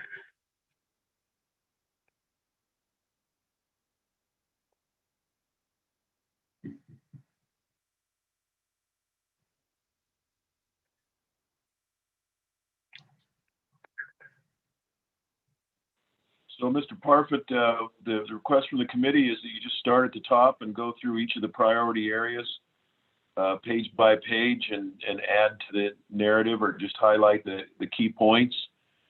And so typically people have started at page 3 and just kind of top lined it and then moved down through each of the narrative pages. So the floor is yours. All right. Thank you, Mr. Chairman. And as I was trying to mention, but while I have myself on mute, I do have Luke Ash, who is our Deputy Director and Solid and Hazardous Waste Division Administrator, as well as Kimber Wickman online as well. So to start with, on page 3, this is the budget summary.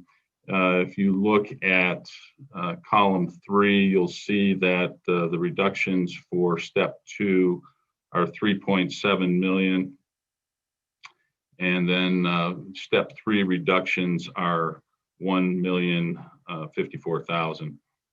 But the governor's recommendation on the step 3 reductions are 526,388. That's half of the amount of the reductions to account for the fact that the step 3 cuts would take effect July 1 of 2021.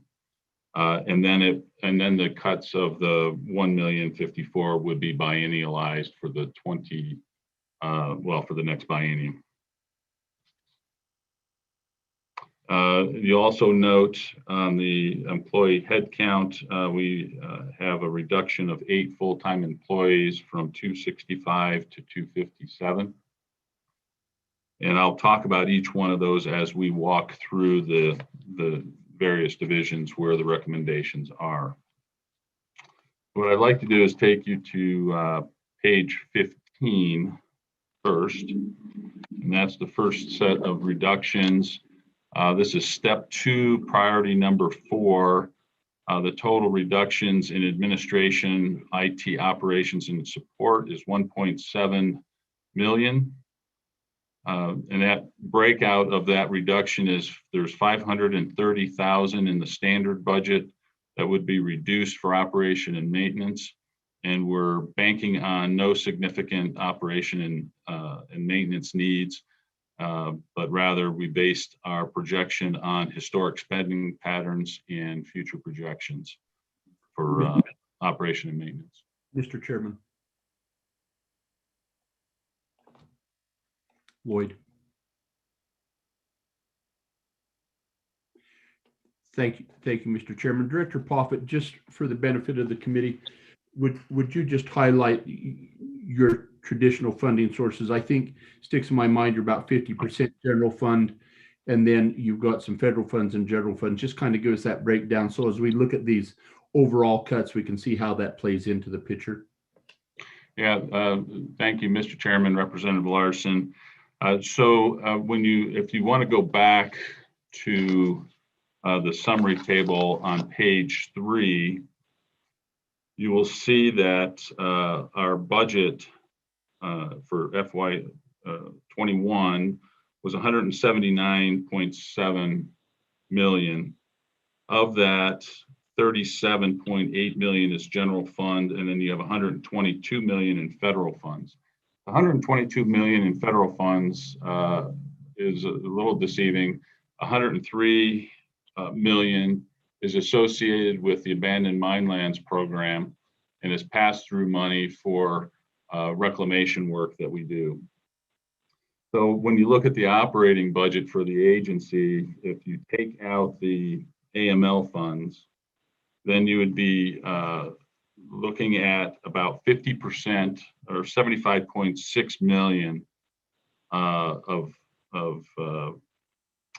funding for general operations.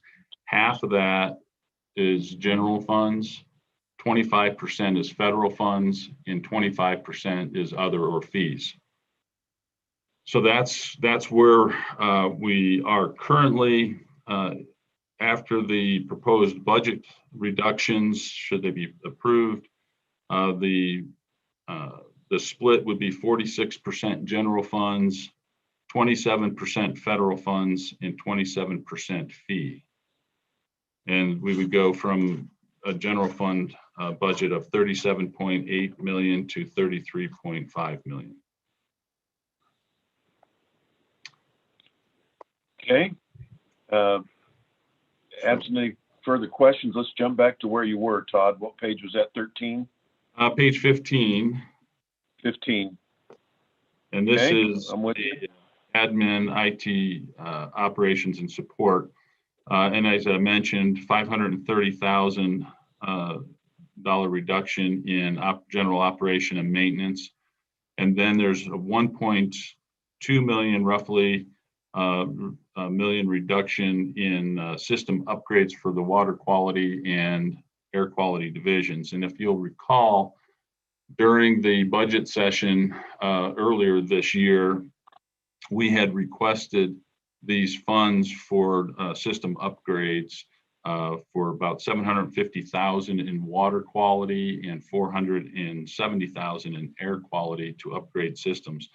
The upgrades in the air or the water quality rather were related to the fact that we have data systems that are access database systems, and they're not really conducive to moving to the technology and substantially paperless efforts that we have undertaken at the direction of the legislature back in 2014. The air quality upgrades were related to industry and other user requested upgrades to make the systems more user friendly. But what we're proposing here is that we would delay these to a future date or try to seek other funds either through EPA or OSM for some of these upgrades. The governor recommends approval of the proposed reduction. I will point out that the 1.2 million for the system upgrades are one-time funds, and those all these became effective July 1 of 2020. And I'm going to stop there to see if there's any additional questions. Questions? No, looks like you just keep rolling along, Todd. Rolling along. All right, so the next topic is on page 16. And this again is administration, IT operations and support. This is step 3 reduction, priority 4, reduction of $50,070. And this reduction is a result of eliminating a IT hosting data center contract. And we've worked with ETS to migrate to what's called 365. And so it's a cloud solution rather than relying on a third-party data center contract. So this is a positive because that's a reduction that will carry on into future biennium. So the governor recommends approval of the proposed reduction. There are no one-time funds associated with this. Now, as I mentioned earlier, 1/2 of this reduction would apply to this biennium, but then it would be biennialized for the 23-24 budget session. Budget. Mr. Chairman. Representative Schwartz. Representative Schwartz. Thank you, Mr. Chairman.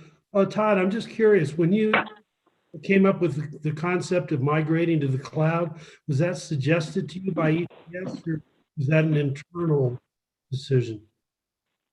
Mr. Chairman, Representative Schwartz, kind of both. We were concerned about the increasing costs for the data center. They continued to increase. So we were looking for another alternative. So we were working with ETS as we always do on our IT projects.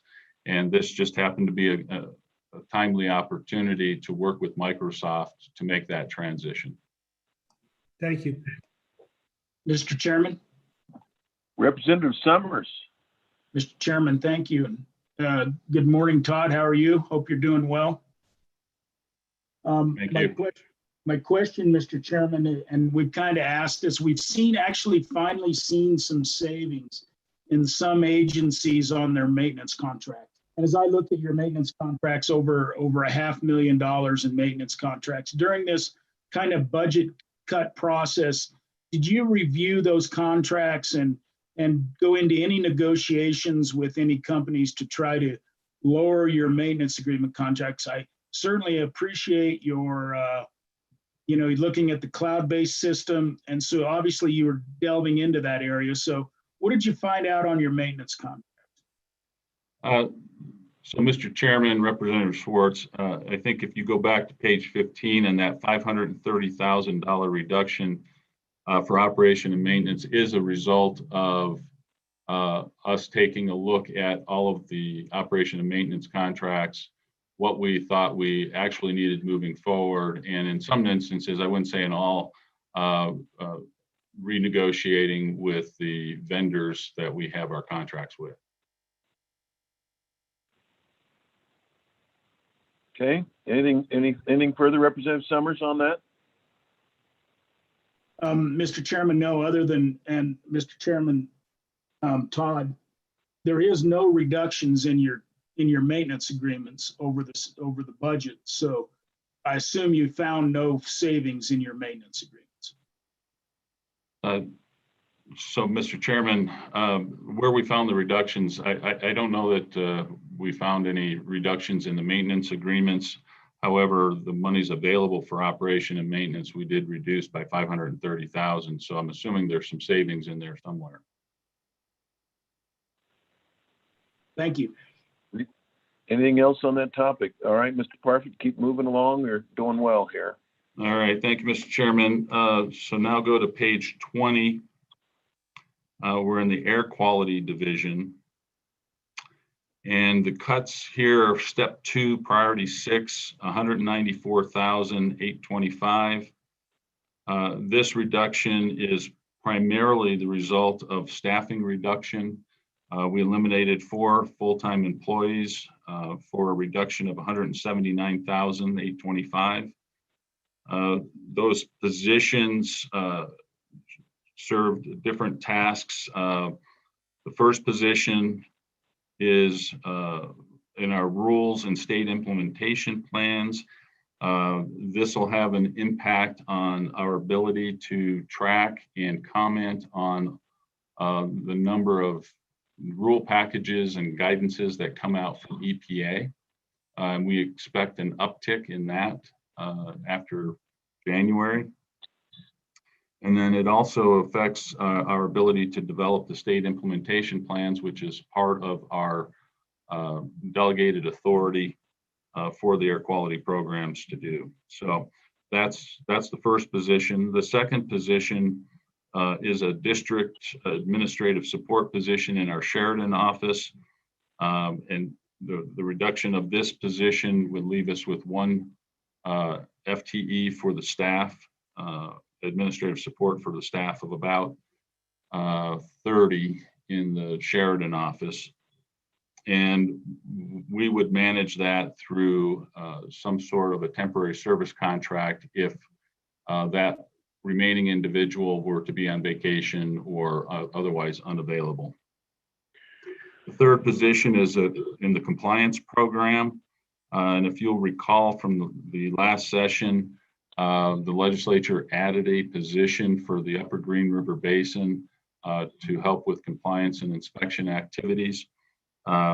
With the current state of the oil and gas industry and the fact that we have 2 full-time employees up in the Upper Green River Basin doing compliance inspections, we felt it was appropriate to eliminate this position. The result will be obviously fewer inspections in the Upper Green River Basin.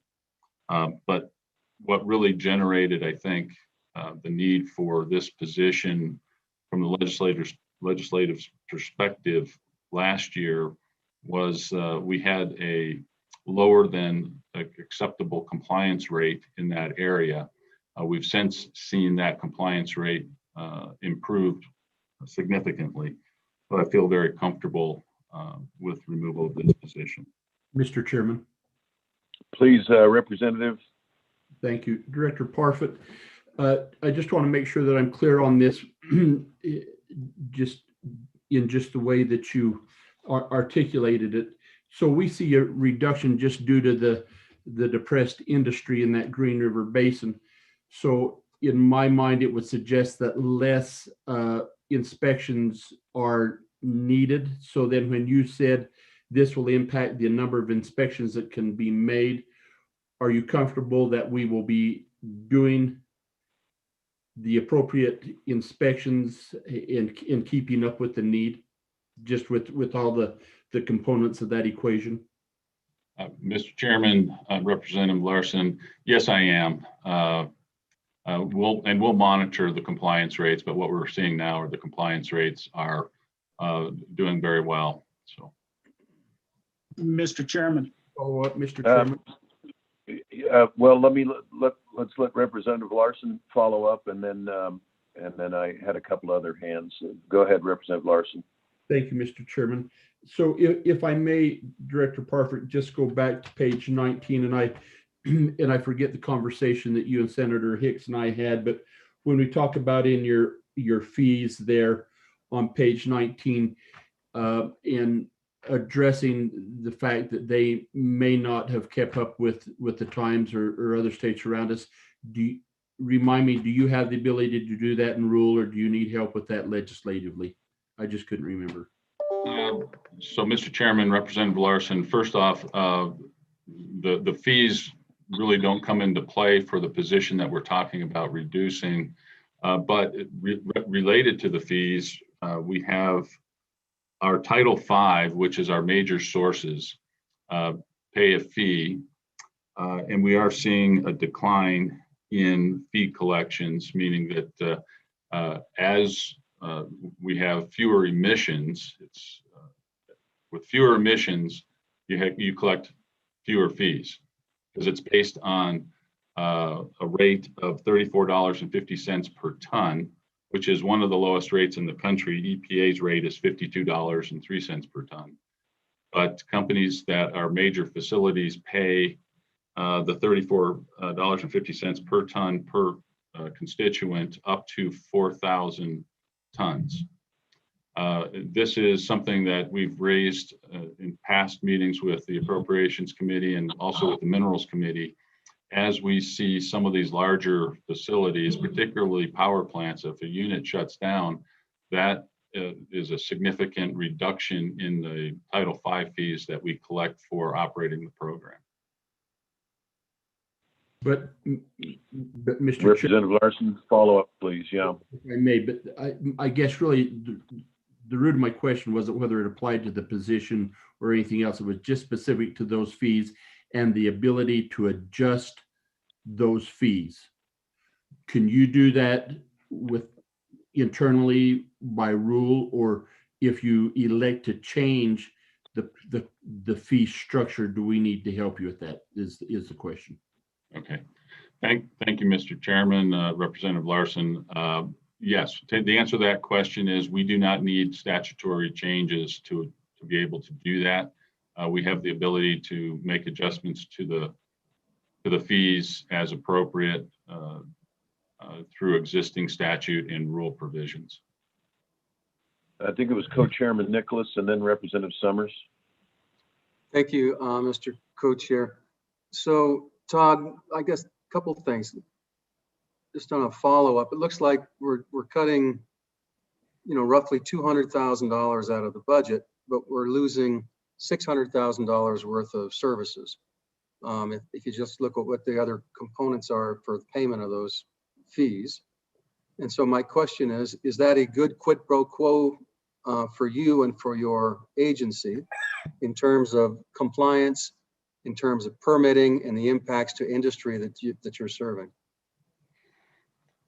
So, Mr. Chairman, Mr. Co-Chairman, the other part of this equation, you're right. It's roughly $200,000 in reduction of these 4 positions, but the federal and fee components are not lost.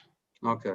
They're shifted down to the 900 series because we looked at that. We didn't want to give up federal funds as a result of a reduction in general funds. So that will shift down to the 900 series in all instances where we make reductions in staff. And then just to follow up, with the reduction in staff, are you comfortable that, particularly on the permitting side, that we're going to be meet our obligations and meet industry's needs? So, Mr. Chairman, under the current environment, I would say yes.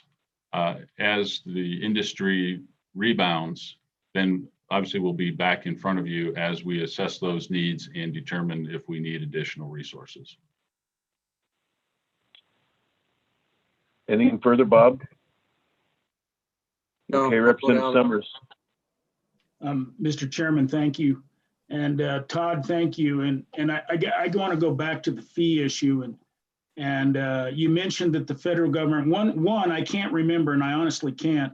Do we have primacy on air or don't we? That's my first question. Mr. Chairman, the answer to the first question is yes, we do have primacy from EPA. And so, Mr. Chairman, my question to you then, Todd, if we didn't have primacy, then these companies would be being charged the rate that EPA charges for these emissions versus our rate. So I think as you look at whether you should cut or not cut and how much of these, whether you need these positions or not, I think consider that there seems to be some room in there where you can maneuver and move. My second question is on these positions and the split in the funding. Is that because of federal law, state law?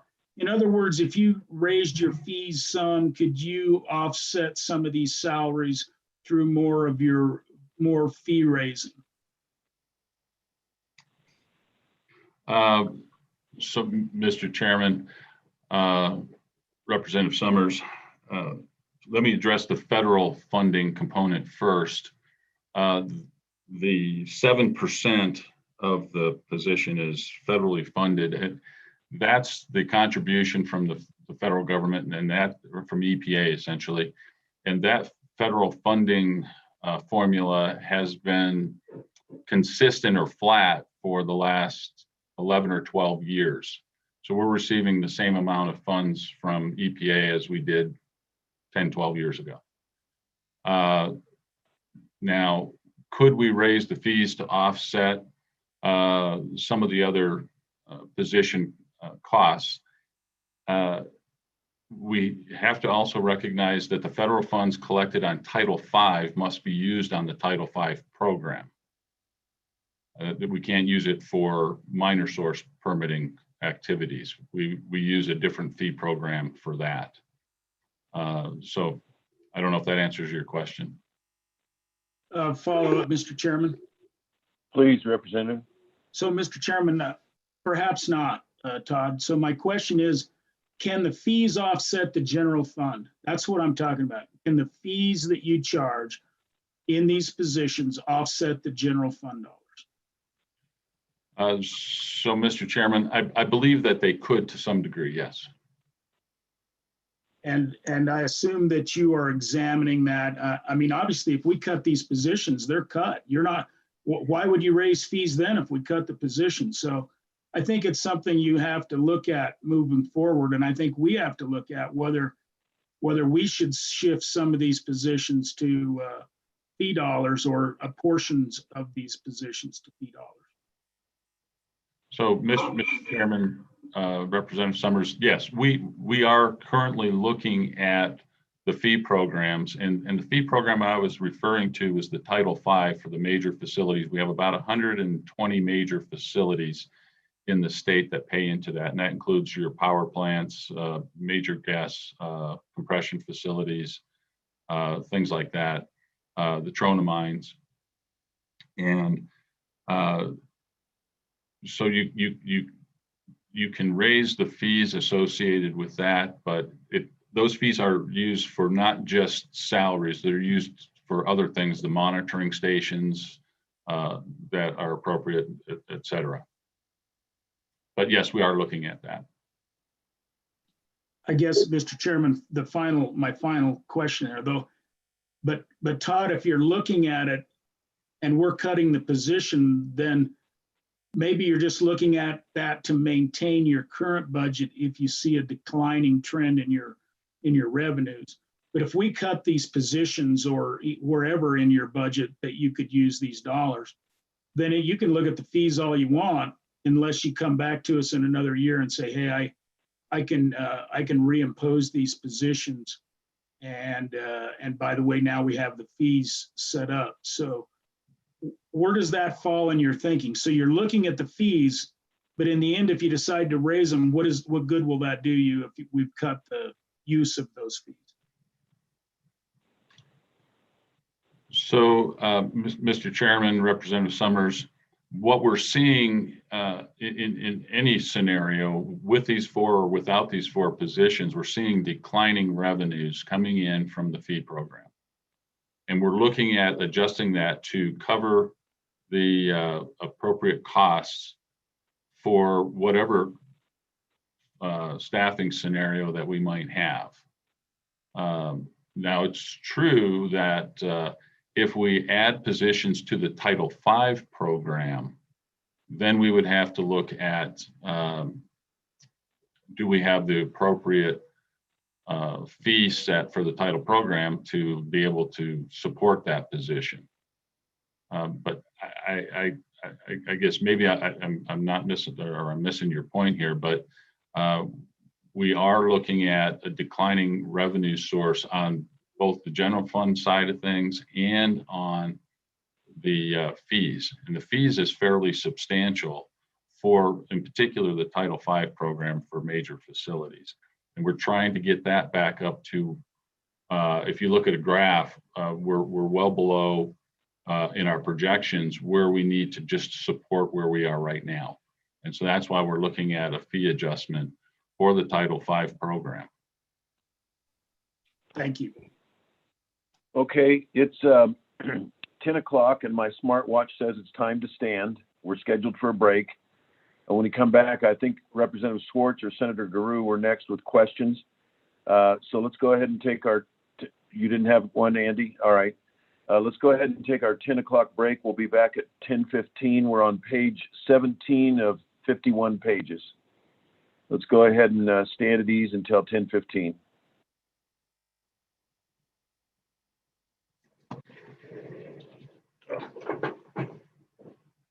Excuse me, 9:15.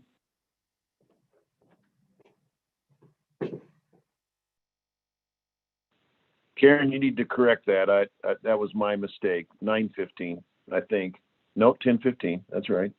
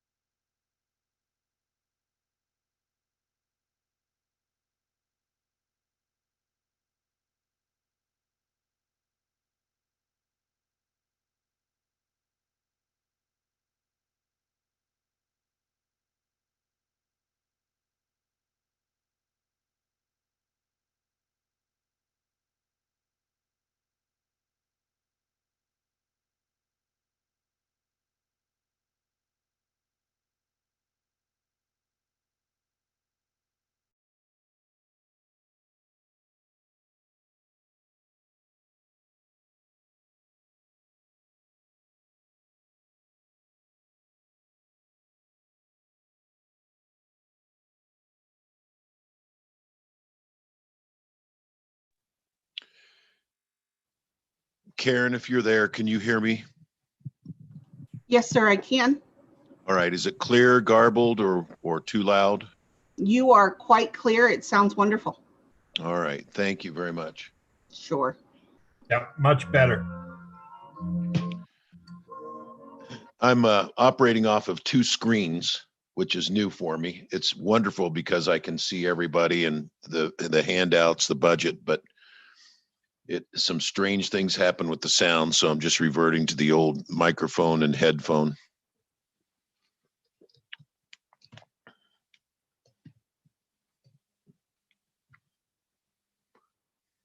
And Karen, I think you're the one that sometimes mutes me or helps me unmute. I appreciate the help.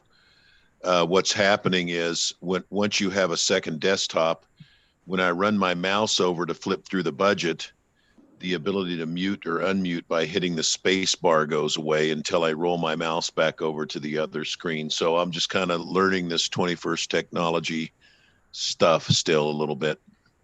I completely understand. I hope you don't mind that I'm doing it. No, I appreciate the help. I appreciate the help. I just had to, once I understood what was going on with the space bar, I think I was less prone to accident after that.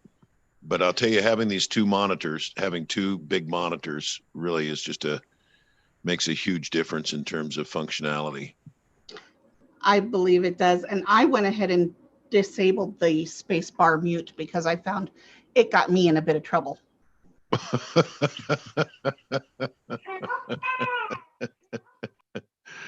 Yeah, we don't want that. I kept popping up and talking at the inappropriate time. So I now force myself to have to click the little button, and I think that's safer for all of us.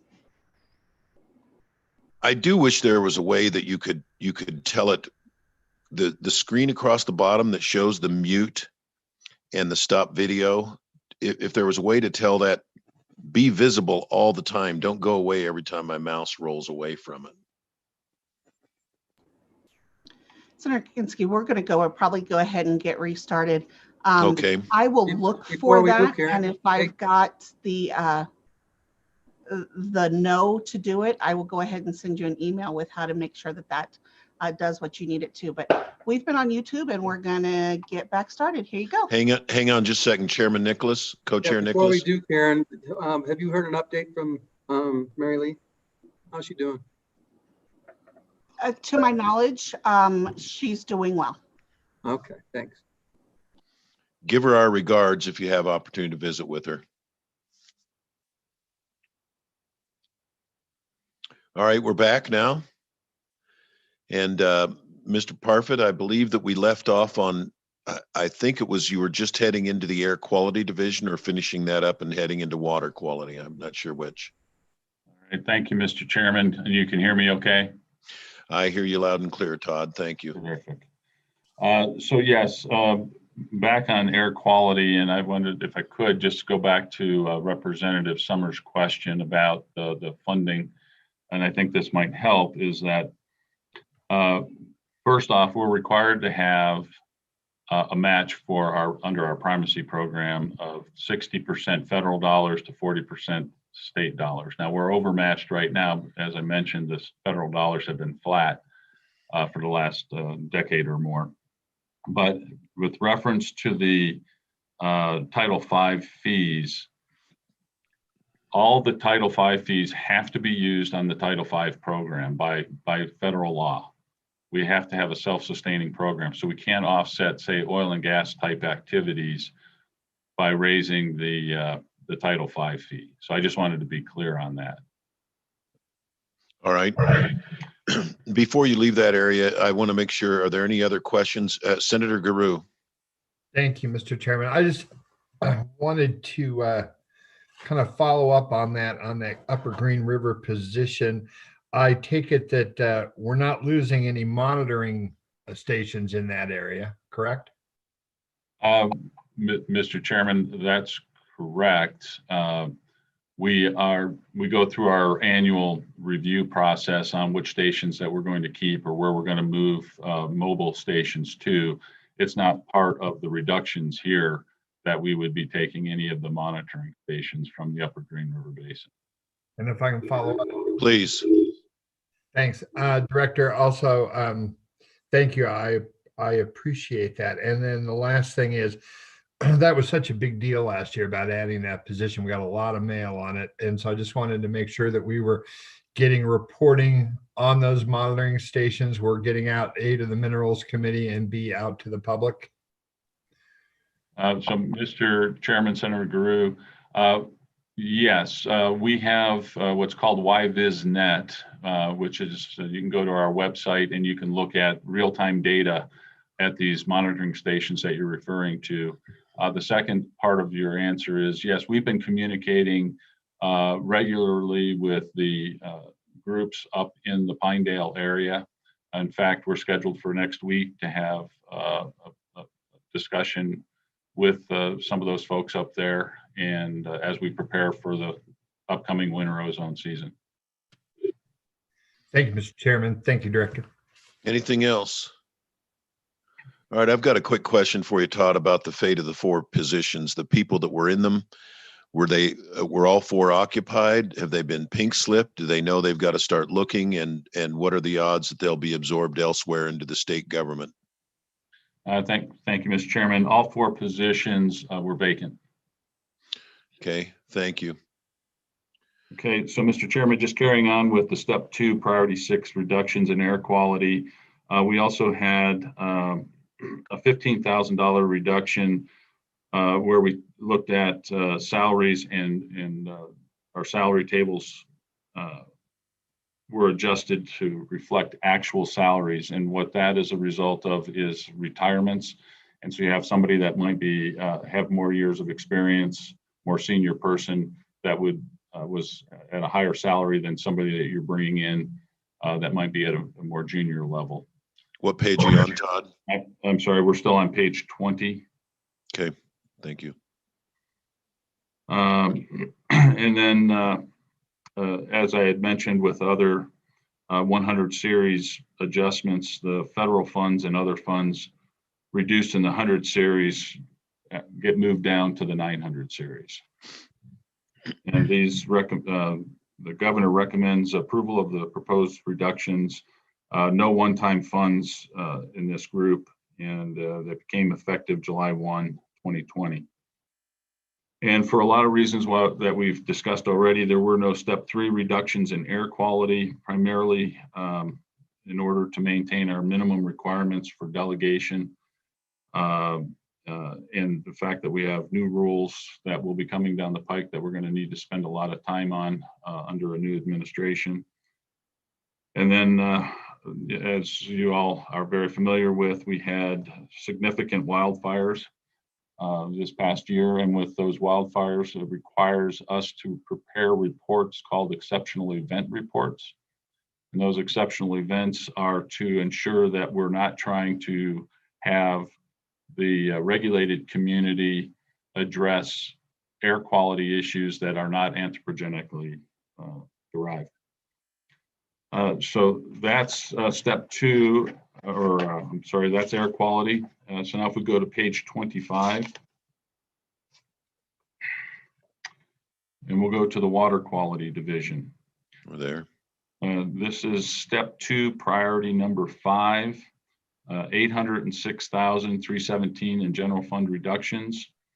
The breakout of that is we transferred one position from our groundwater program to our federal facilities program. And that work in the federal facilities program is for FUD sites, which are formerly used defense sites. Which would include missile sites, F.E. Warren Air Force Base, and the Air National Guard sites. So when we did that, the position was 50% general fund, 50% federal. Now it will be 100% federal. The 50% general fund is the part of the reduction, which is $161,000. We also, as we did with air quality, we reduced salaries to actual salaries. We had a lot more retirements this year in water quality, so that number is a little bit higher. It's at $100,000. And then the last part of the reductions is in the 900 series for contract and consulting services, 544,000. And that includes the monies that we had in our budget. And you may recall this, we used to have $500,000 in water and in the solid and hazardous waste division for emergency responses or unanticipated hazards. We've eliminated that, which will impact, well, it won't impact, but what those funds are for items like when we have a well blowout, we have to do drinking water investigations. We had the wildfire up in the Roosevelt area, and there were some concerns over the PFAS water contamination, that's per and polyfluoroalkyl substances. What we will be doing is relying on what we call the trust and agency or fees and penalty account from previous years. There's currently funding in there that we think will last us through this and the next biennium for any emergencies that may come up. And then lastly, it includes, or will have an impact on special studies that we do, like the PFAS studies, and we've found PFAS contamination in different areas throughout the state. We've seen it in Cheyenne and in the Jackson area. And also it'll affect our ability to provide technical assistance on drinking water programs in small communities and studies on harmful algal blooms. So that's the result of the reductions in the 900 series. For step 2, water, the governor recommends approval of the proposed reductions. There are no one-time funds, and this all became effective July 1. And as with air, there are no step 3 reductions for the same reasons. So I'll stop there and see if there are any questions on water. Out of curiosity, what type of industrial applications were there in those locations that the PFAS and the other one are of concern? So, Mr. Chairman, those would be related to firefighting foams. So these would be at airports or missile sites and that kind of thing where you do. I see. Okay, thank you. Mr. Anything Chairman. else? Yeah, Chairman, Representative Summers. Mr. Chairman, thank you. And Todd, I look, so the impacts to that, I assume then are less, because when I look at your 200 series, you didn't cut anything out of what is a $1.2 million 200 series. So, I got to ask this, you cut 900 series that you say could impact programs. So why don't you cut less out of your 900 and take some out of your 200? Yeah, so Mr. Chairman, I'd have to go back and look and see if there were opportunities to cut out of the 200 series. I know we looked at all of that. We may have taken some out of the 200 series and done some what they call the net to zero based on actual expenses in previous years, would be my guess. And Co-Chairman Nicholas on Water Quality Division. Just in general, I'm just curious, did you present these reductions to minerals and have them kind of walk through them and get their feedback on it? Mr. Chairman, Representative Nicholas, yes, we gave an overview of the step 2 and what we were contemplating on step 3 at that time. And I mean, did they have concerns, comments? Are they happy with them? Mr. Chairman, I don't know that anybody's happy about it, but certainly they have questions, but nothing that I would say raises as an alarm. Anybody else on the Water Quality Division before we move on to the next priority? Okay, Todd, next priority. All right, so Mr. Chairman, now we're on to page 30, land quality. And in land quality, step 2, priority 3, $55,000 general fund reduction. We reduced salaries to actual salaries that accounted for 15,000. And then we had a change in vehicle charges due to MVMS rate schedule changes of $10,000, and then a reduction in contract spending of $30,000. Those were the reductions for land quality in step 2. The governor recommends Mr. approval. Chairman. Representative Summers. Mr. Chairman, thank you. And Todd, I see that you had a reduction in permanently assigned vehicles in this area, but I go back in your 200 series in water quality where you have $338,000 in permanently assigned vehicles. And if that rate changed, why don't we see that rate change in the 200 series in your water quality division, just like you would in the land quality? So, Mr. Chairman, Representative Summers, it was my understanding that we had looked at that in previous budget sessions and made adjustments to water quality and did that net to zero. But it's certainly something we can take another look at. Okay, let's keep going. Okay, so Mr. Chairman, as I said, the governor recommends approval of these proposed actions, no one-time funds, and again, effective July 1. Now to page 31. This is step 3, priority number 3. And for land quality, reduction of $223,393. And this includes a reduction in 2 FTE to the land quality division, which is 173,000 of the reduction. The first position is a permit and compliance position in Sheridan. And then the second position is related to a bonding position duties being moved to admin and accounting. I'll address that one first. So that's that positioning. The bonding position was moved to accounting because the activities and the duties are similar. And we felt it would be good to cross-train some of the accounting folks so that if we did lose a bonding position, that we would have continuity with the bonding operations. And the other position, the permanent compliance position in Sheridan, I just would point out that on page 31, if you look at the reduction impact in position 4026, you'll note that it says it's a reduction in administration in the Sheridan field office. That's incorrect. This was a permit and compliance position in the Sheridan office. And again, the same question, is that a position that was open or did somebody get pink slipped or transferred elsewhere in the state government? Mr. Chairman, both those positions were vacant. Well, the 4014 wasn't vacant. We just moved that person into the position of 1003 in accounting, along with all of the bonding duties, and then eliminated the 4014 position. Thank you. So the next item with reduction was position 4013. This is administrative support here in Cheyenne for the land quality division. And we are having that position split their time between land quality and the uranium recovery program duties, because that's a 100% fee program. And so half of the position will be funded through the uranium recovery program fees.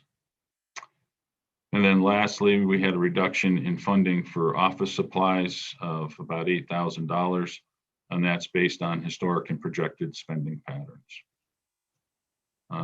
Again, the governor recommends approval, no one-time funds, and as with other step 3 reductions, half the reduction proposed would be taken for this biennium, and then it would be biennialized for 23-24. Okay. All right. So the next is page 36. And that's the industrial siting division. A small division, we have 2 full-time employees in the division. The step 2 reductions, priority 1, is 61,542. And the breakout of that is 22,500 by conducting more of the meetings virtually like we're doing here today, and also by piggybacking on in-person meetings when we do have permit applications. The second part of the reductions is in the 200 series. Again, it's based on historic and projected spending. It includes things like postage, in-state travel, et cetera. And then the last part of the reduction is in court reporting services, reduction of $2,000 for non-permit related meetings. And we can typically handle that through recordings, and that would be things like rulemaking and quarterly updates.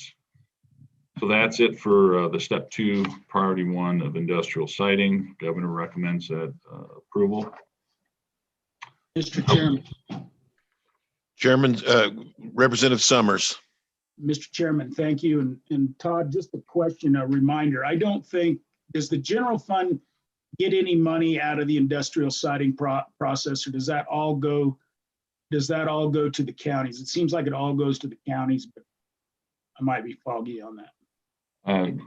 So, Mr. Chairman, Representative Summers, I believe you're referring to the impact assistance payments, and yes, the impact assistance payments go to the counties and municipalities. So, Albert or Bob, remind me what happened. There was a bill last session to try and jigger that around a little bit to reel more of that money back into general fund. What happened? I take it that didn't succeed. So thank you, Mr. Co-Chair. I was about ready to ask some questions on that. And so what I'd like, Todd, is to why don't you outline how it works and where the money goes, and update us on what I think they were talking about, $3 to $4 to $5 million per distributions over the course of the next several years on the impact assistance dollars. And we did a small change last year. I think we went to 2.76% or something like that. But could you explain where we are on that? Sure, thank you, Mr. Chairman, Representative Nicholas. So impact assistance payments are made on projects under industrial siting where the cost of the project, I believe it's around $210 million thereabouts, for the cost of the construction of the facility, or for wind projects where there are 20 turbines or more, or for solar facilities that meet the applicable criteria.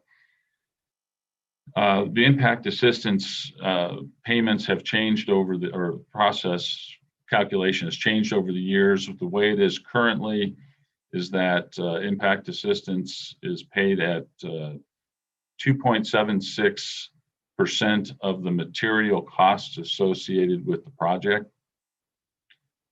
And you're correct, there was a discussion about modifying or changing the impact assistance amount from 2.6% to something less than that. But it's still currently at 2.76%. So if you can, if you have a $200 million project, you're going to be somewhere in the neighborhood of a little over $5 million available in impact assistance payments. When we have the hearing on the permit with the Industrial Siting Council, they determine the distribution amount that would go to each of the impacted communities or counties. And then we notify the Department of Revenue when the construction begins, and they begin the payments to the communities. Mr. Co-Chair, follow-up. Thank you. And so, Todd, I think last year we were talking about capturing a part of that 2.76% for the state, and also and just reducing that amount of payout. How was the 2.76% number derived, and how does that? Are there other states that do the similar thing? Is there similar numbers? Just kind of give us some background on it, if you know. Sure, Mr. Chairman, Mr. Co-Chairman. Well, first off, I'm not aware of other states that have a similar program. This is unique to the state of Wyoming, as far as I know. The 2.76% is the state's share of the 4-cent sales and use tax. I would also note that the applicant pays for the time associated with the staff to process the application and the costs associated with the Industrial Siting Council hearing. And that's typically about $70,000 to $80,000 per permit application that the applicant pays. So that helps offset some of the general fund costs that we would normally see associated with the Industrial Siting Division staff. But it doesn't address the impact assistance funds going to the state. Yeah, thank you for refreshing my memory, Todd. And so what the bill last year was to reduce the amount of the sales tax that is captured from the state's share to a lower amount. And I think that passed the House but did not pass the Senate. Is that your understanding? Mr. Chairman, that's my recollection, yes. And I think, Bob, what happens is essentially that's all just a general fund appropriation. It's collections that otherwise would go into the general fund, right? Correct. So Todd, could you update us on what's been paid out since last year and what the forecasts are on projects in the future? So, Mr. Chairman, I don't have the numbers on what's been paid out, but I can provide that to the committee. Would you please? But I can tell you that we have 16 potential projects on our chalkboard. And those are primarily wind and solar projects. You prepared a real nice table. I think that's the one that Bob's referring to. It showed the payments and I'd like to go back in time a little bit, not just current and projected, but also let's see how much has gone out to these local entities under that. I'd appreciate it. That's an important, boy, I don't know what happened in the Senate on that bill, Representative Nicholas. I think it had to do with someone, the guy that brought it, probably. Chairman. Okay, who was Representative Larson, please. Thank you, Todd. So I just wanted to clarify this a little bit. And so when we collect sales tax in those counties where these projects are going and we're basing this, the percentage of that total amount is split between the counties and in the state. We take that 2.76%. And I just want to get a little clarification on that. Of that percentage that comes back to the state on this, the state is currently foregoing everything, or are they just walk me through that just a little bit? Yes, thank Mr. Chairman, Representative Larson. So on the impact assistance that's paid out, the state's share of sales tax, the 2.76 is the state's share of the 4-cent sales tax, up to for all of the material costs associated with the project. That's how that's calculated. Is what the impact assistance payment maximum can be. That payout of, say, roughly $5 million, if it's a $200 million project, that payout of the 2.76 is determined by the Industrial Siting Council as to how that would be distributed to the counties and the municipalities. None of that comes back to the state as it currently is. Yeah, correct. And so, Mr. Chairman, if I may follow Please. up.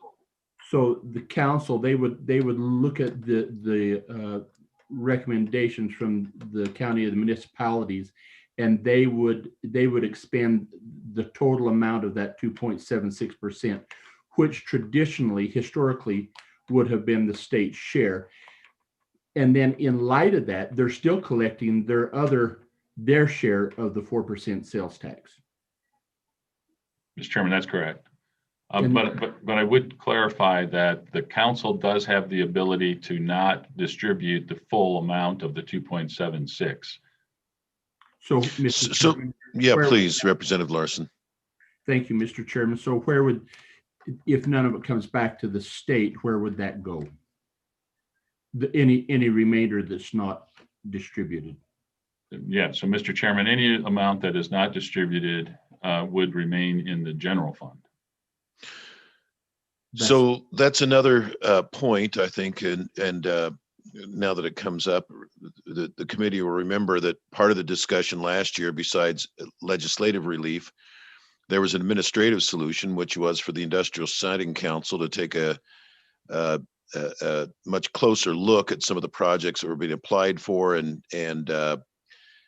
exercise some degree of skepticism as to whether those were really related to the project impacts or not. Have we seen a change since that discussion in terms of how much the Industrial Siting Council is allowing in terms of the local relief grants and how much they're reverting back to the state? Mr. Parfit? So, Mr. Chairman, I don't have that available, but if you're looking for how the Industrial Siting Council has made their decisions on how much of the 2.76% would be allocated for impacts associated with the project, we can provide that table as well. That would be Well, great. yeah, I just want to see if there's a change in behavior as opposed to waving everything through to say, no, I don't think you necessarily need a new fire hall as related to the impact kind of thing. Yeah, and Todd, I don't recall money coming back, but I do know that they also pay it out to surrounding counties, even though the counties, it's just collected in one county, but they look at impacts of surrounding counties as well. And so if there's an application, then they use part of that for surrounding county impacts. But yeah, we just want a complete breakdown so we can understand everything that's going on. Yeah, so Mr. Chairman, yeah, so the payouts would go to counties and municipalities that are identified in the area that's primarily impacted.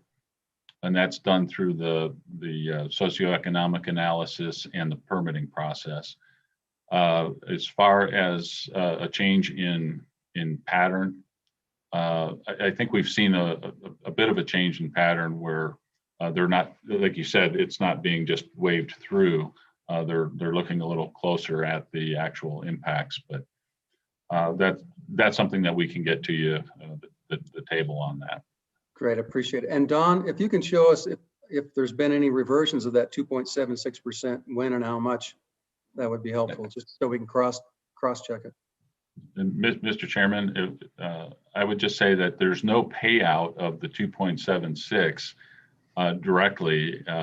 It stays in the general fund until there's a call on that money to the Department of Revenue after the council has decided what the payouts would be for impact assistance. So, Mr. Chairman. Please, Representative Larson. Okay, so clarification on that, Todd. When you tell us it comes back to the general fund, that tells me that it's there for us to use.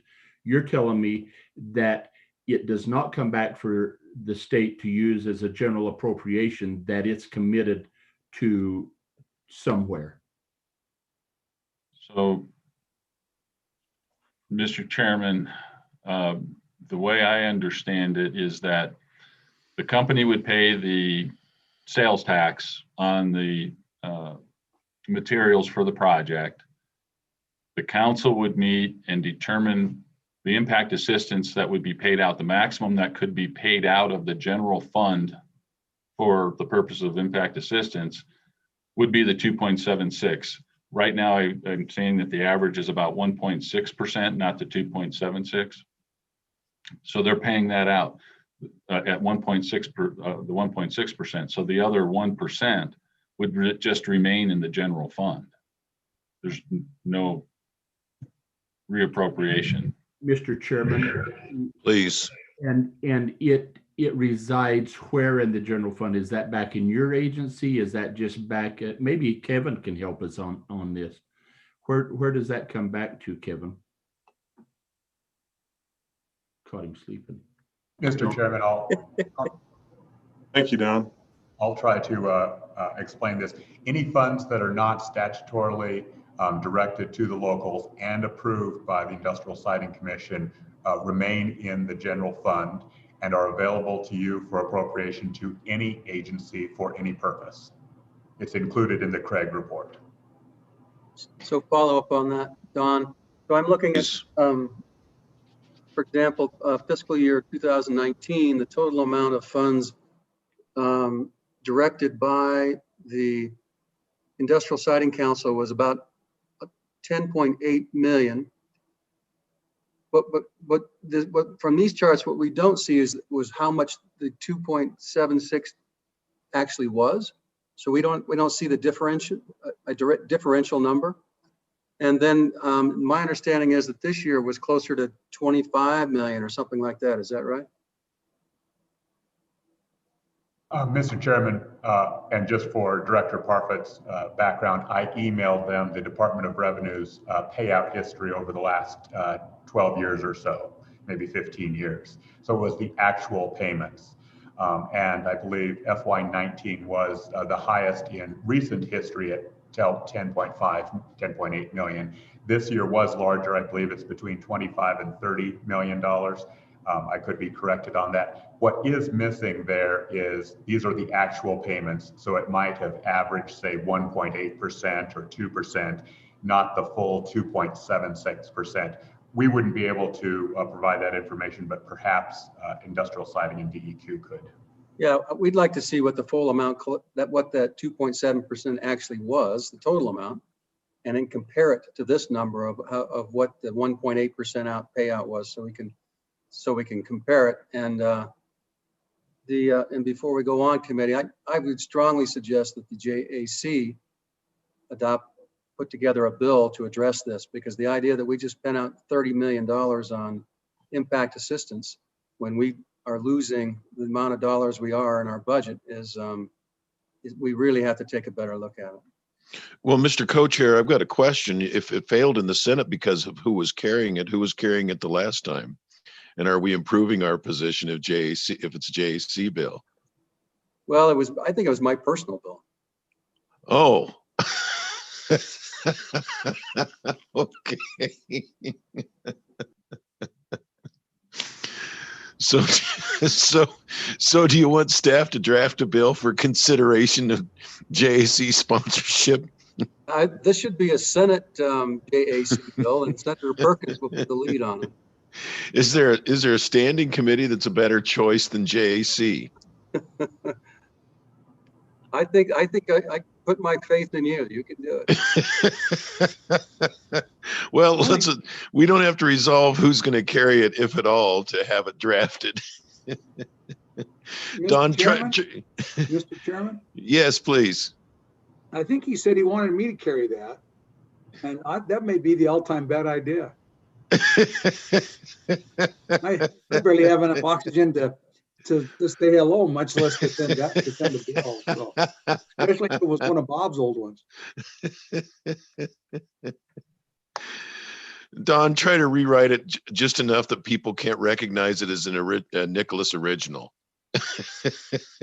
Mr. Chairman, just to be complete, that was House Bill 237 from last year. It was originally sponsored by the House Appropriations Committee in 2020. If you would like a draft, please, and we will resurrect at the engrossed version of that bill, if that is the committee's direction. Is that the committee's direction? Yes, please.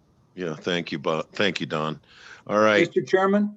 Yes, please. One other thing, it's really important if we want that bill to be successful, do not number it as Senate File 104.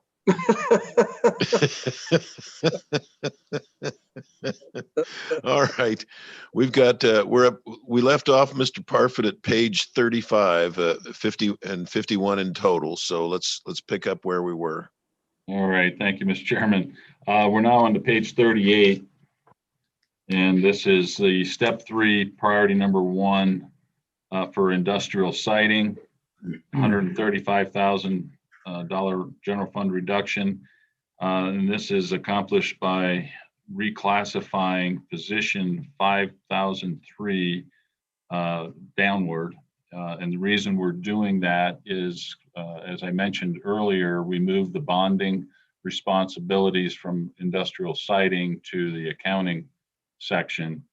And so we don't have the same skill set that's needed for that position. And the other part of this is that we've repurposed 50% of that position to the AML program, so that in the event that we don't have projects that they would be billing their time to, rather than charging to the general fund, they would do work and charge to the AML program, which is 100% federal. So the governor recommends approval of that. No one-time funds associated with this, and then 1/2 of the biennium, 1/2 of that would be for the rest of this biennium, and then it would be biennialized for 23-24. Moving on to page 41 is the Solid and Hazardous Waste Division. This is step 2, priority number 2, $945,000 in general fund reduction. We reduced the FTE by 2. Both those positions are associated with permitting for landfills. One of them with landfill remediation program and the cease and transfer program. But those 2 positions would be backfilled with moving a position, a senior engineer from the storage tank program, which continues to wind down, over to the solid and hazardous waste division's permitting and permitting for landfills and the cease and transfer program. And so that you don't have to answer or ask the question, Senator Kinski, both those positions were vacant. Thank you. Representative Schwartz. Thank you. So I'm just curious about the cease and transfer program. Is this going to gradually be declining in need as we start managing this issue and having the cease and transfers in place? So, Mr. Chairman, Representative Schwartz, yes, we started out with 52 transfer and closure facilities on the list, and we're down to, I think, around 21. And so, yes, we are getting to a good place with those projects and winding down. Yeah. Terrific. Thank you. All right. Next priority. So, Mr. Chairman, other reductions in the 200 series of $200,000 based on historic and projected spending. And then a reduction in the 900 series of $597,000, which includes the P2 pollution prevention and source reduction audit program. And also the emergency funds. We talked about this, unanticipated hazards. We had about $400,000 remaining in that emergency response funds. We will use the trust and agency account or fees and penalty account to address any unanticipated hazards. And then a reduction in professional services, such as investigations for what's called T-norm technology, enhanced naturally occurring radioactive material. Those types of projects, we would have to be a little more selective on which projects we would move forward on. So that's it for the phase or step 2, priority 2 for solid waste. If we go to page 43, we have the step 3, priority 3 for solid waste, $645,000 in general fund reduction. And the bulk of that is an increase in the hazardous waste facility fees. We looked at all of our fee programs. We identified this one as one where we weren't charging the full amount that, of a fee that statute allows. So we made that adjustment, and that's $630,000. The governor approves of the proposed reductions in this instance, and again, it's for 1/2 of this biennium and then biennialized in 23 and 24. Mr. Chairman. Please, Representative Schwartz, or Summers, Su- excuse me. Summers. Summers. I am short. Mr. Chairman, thank you. And Todd, so if we increase fees, that's kind of a transfer of cost to somebody, an end user. Or is it an end user? Will it go to like local government, and then local government will have to increase those fees to an end user? So kind of tell me how this would all shake out and who would ultimately pay these fee increases. So, Mr. Chairman, the fee increases are paid by the hazardous waste facilities. So there are 8 of them, and I can read those off if you like, but there are 8 industry facilities that would pay those. So, Mr. Chairman, that was my question. So they are all private facilities, not public facilities, correct? Mr. Chairman, that's correct. Thank you. Any other questions before he moves on to the next priority? All right. All right. So, Mr. Chairman, that takes us to page 48, which is the Abandoned Mine Lands Program. And Representative Larson. Thank Representative Larson. Thank you. If we could just back up to those fees Okay. there for just a second. If those hazardous waste fees, can you raise them, or I can't remember if those require legislation or if you can do that. so, Mr. Chairman, that's already in the existing statute. We just weren't charging as much as we could. So no statutory change required. Thank you. Okay, page 48. And page 48, it's a pretty simple one. This is related to the industrial siting position where we're just adding 105,000 of abandoned mine land funds to cover half of a position. And Representative Stith. Mr. Chairman, Director Parfit, I understand that the director of the Abandoned Mine Lands Division is retiring, and I wanted to ask you about the process and timeline for his replacement. Thank you for the question, Mr. Chairman, Representative Stith. Alan Edwards was our AML administrator and deputy director of the agency. He is not retiring. He has retired effective October 23rd, I believe. And Luke Esch has taken on the deputy director responsibilities and is currently the acting AML administrator until that position is filled. We have, I hope to have that filled here within the next month. It's a key position for the agency. Follow up, please.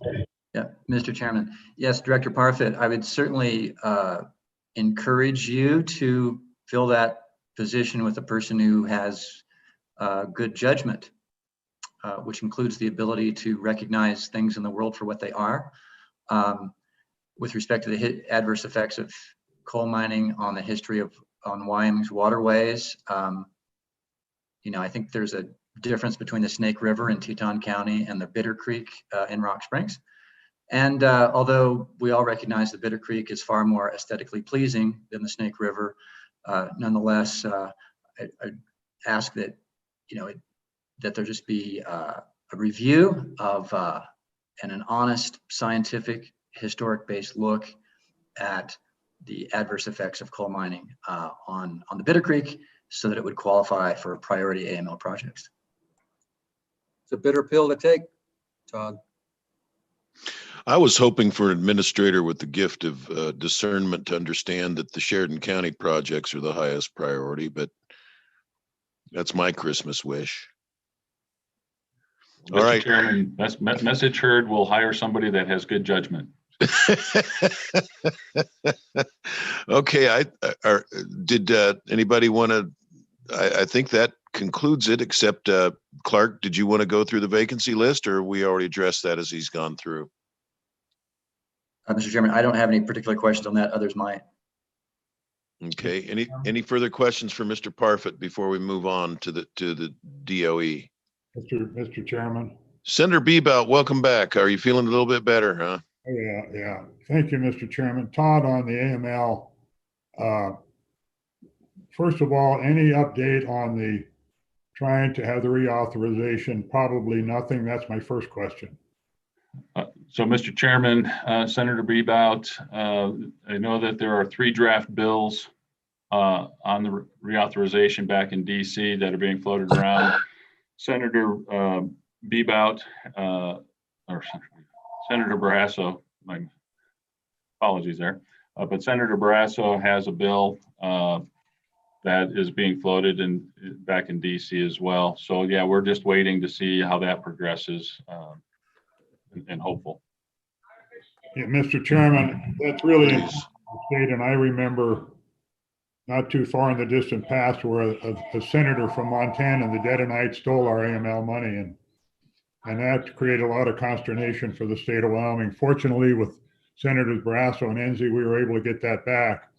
So we got to push all we can on this to get that reauthorization. The other thing, Todd, is that this is one of the good programs for Wyoming where we're utilizing Wyoming contractors, Wyoming engineering firms, and we're doing a lot of work, putting a lot of people to work. And so I would encourage to do that. The flip side of that is I would hope that we would be, as we move forward in the next couple of years, if in fact we don't have the reauthorization, that we're very cautious in how we move forward so we don't run out there to spend what little money we have left all in one year and then find out we got nothing for the next year. Then once you shut down a program, it's pretty hard to ever start it back up. So I would just urge caution when we look at the spending priorities and how much we put out the door, and ask that you would do that. And because it really has a good program, and it's for the coal related over in Rock Springs. We're doing it in Glen Rock. We're doing it up in Sheridan, Buffalo, Hanna.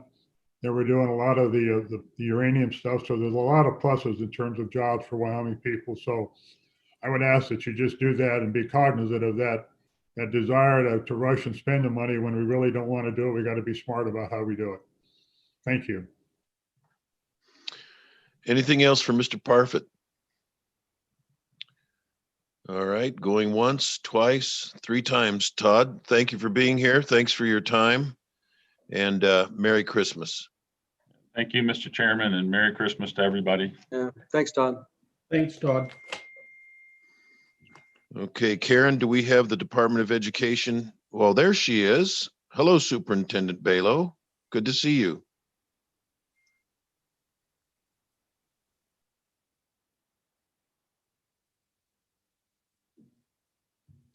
So, Department of Education, Superintendent Balo, Dickie Shaner, Chief of Staff.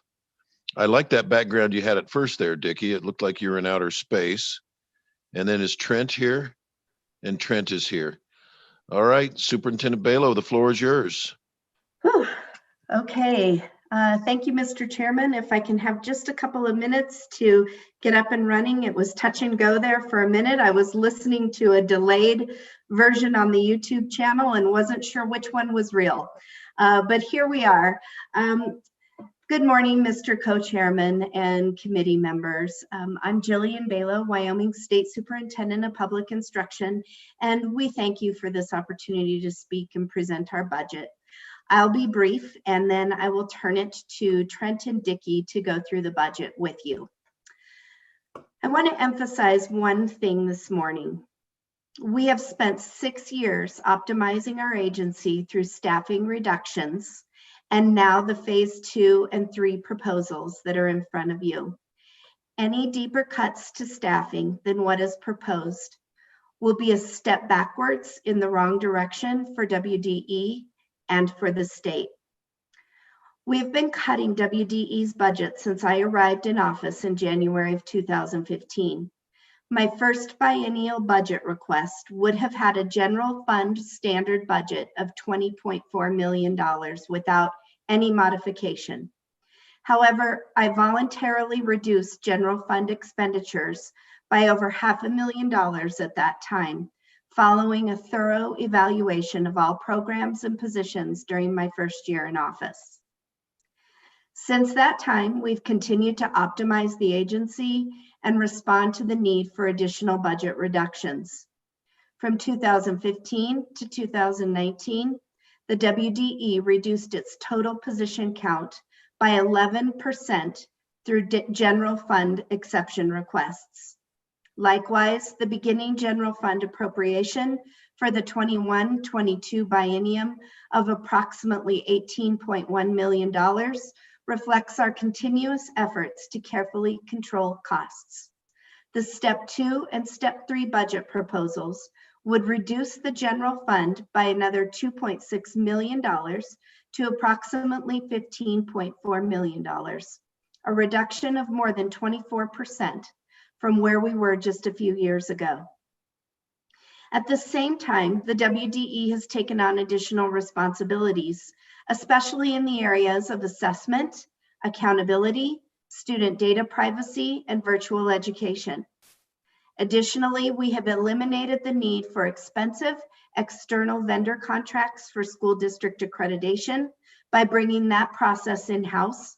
We're automating data collections to reduce the workload burden on school districts, and we've increased the number of training opportunities for educators, and we've aligned state and federal responsibilities to maximize our efficiency as an agency. I can assure you that we're still completing our mission to meaningfully support school districts and create opportunities for students to keep Wyoming strong. And the reason that we are able to do that is because we are more efficient and experienced than I have ever seen the WDE during my tenure as state superintendent and throughout my career as a Wyoming educator. All of the 100 series reductions we've made over time, both voluntary and by means of fiscal responsibility, or as required by the legislature or the governor, has now enabled us to reduce 100, 200, 400, 600, and 900 series amounts in our Step 2 and 3 proposals that we simply couldn't have accomplished several years ago. We're doing our work with incredible efficacy right now, and I can say that from seeing the work in WDE firsthand since my time as an employee back in 2009. As more cuts to our staff other than those proposed, any more cuts to our staff other than those proposed in phase 2 and 3 cuts will literally reverse our optimization. Simply, it will diminish our internal capacity, resulting in slower and lower quality work. It will increase our reliance on outside contractors, a direction that we have very, very intentionally moved away from. And we've saved the state millions in the process. A return to dependence on outside contractors reduces the control that we have over our work and takes us away from being able to form Wyoming tailored solutions for Wyoming problems and challenges. We don't want to take a step backwards after 6 years of intensive and very positive agency reorganization. Therefore, we ask for your consideration and favorable consideration of our phase 2 and phase 3 cuts. Thank you for your time and consideration of our proposed budget cuts, and for taking time to just hear my comments this morning. And before I turn it over to Dickie and Trent, it's become a bit of a quasi-tradition for me to reference Star Wars during my presentation. Since I began as state superintendent, this day has historically coincided with premieres of Star Wars movies, not so much in 2020. So I'll skip the reference or a quote from Star Wars by just ending with a quote from Calvin Coolidge. Nothing in the world can take the place of persistence. Simple and true. I appreciate your persistence in bringing Wyoming's budget in line with our means as a state, and I'm proud of the persistence of Dickie and Trent and all of WDE to ensure fiscal responsibility within our agency, which we have done from day one of my tenure.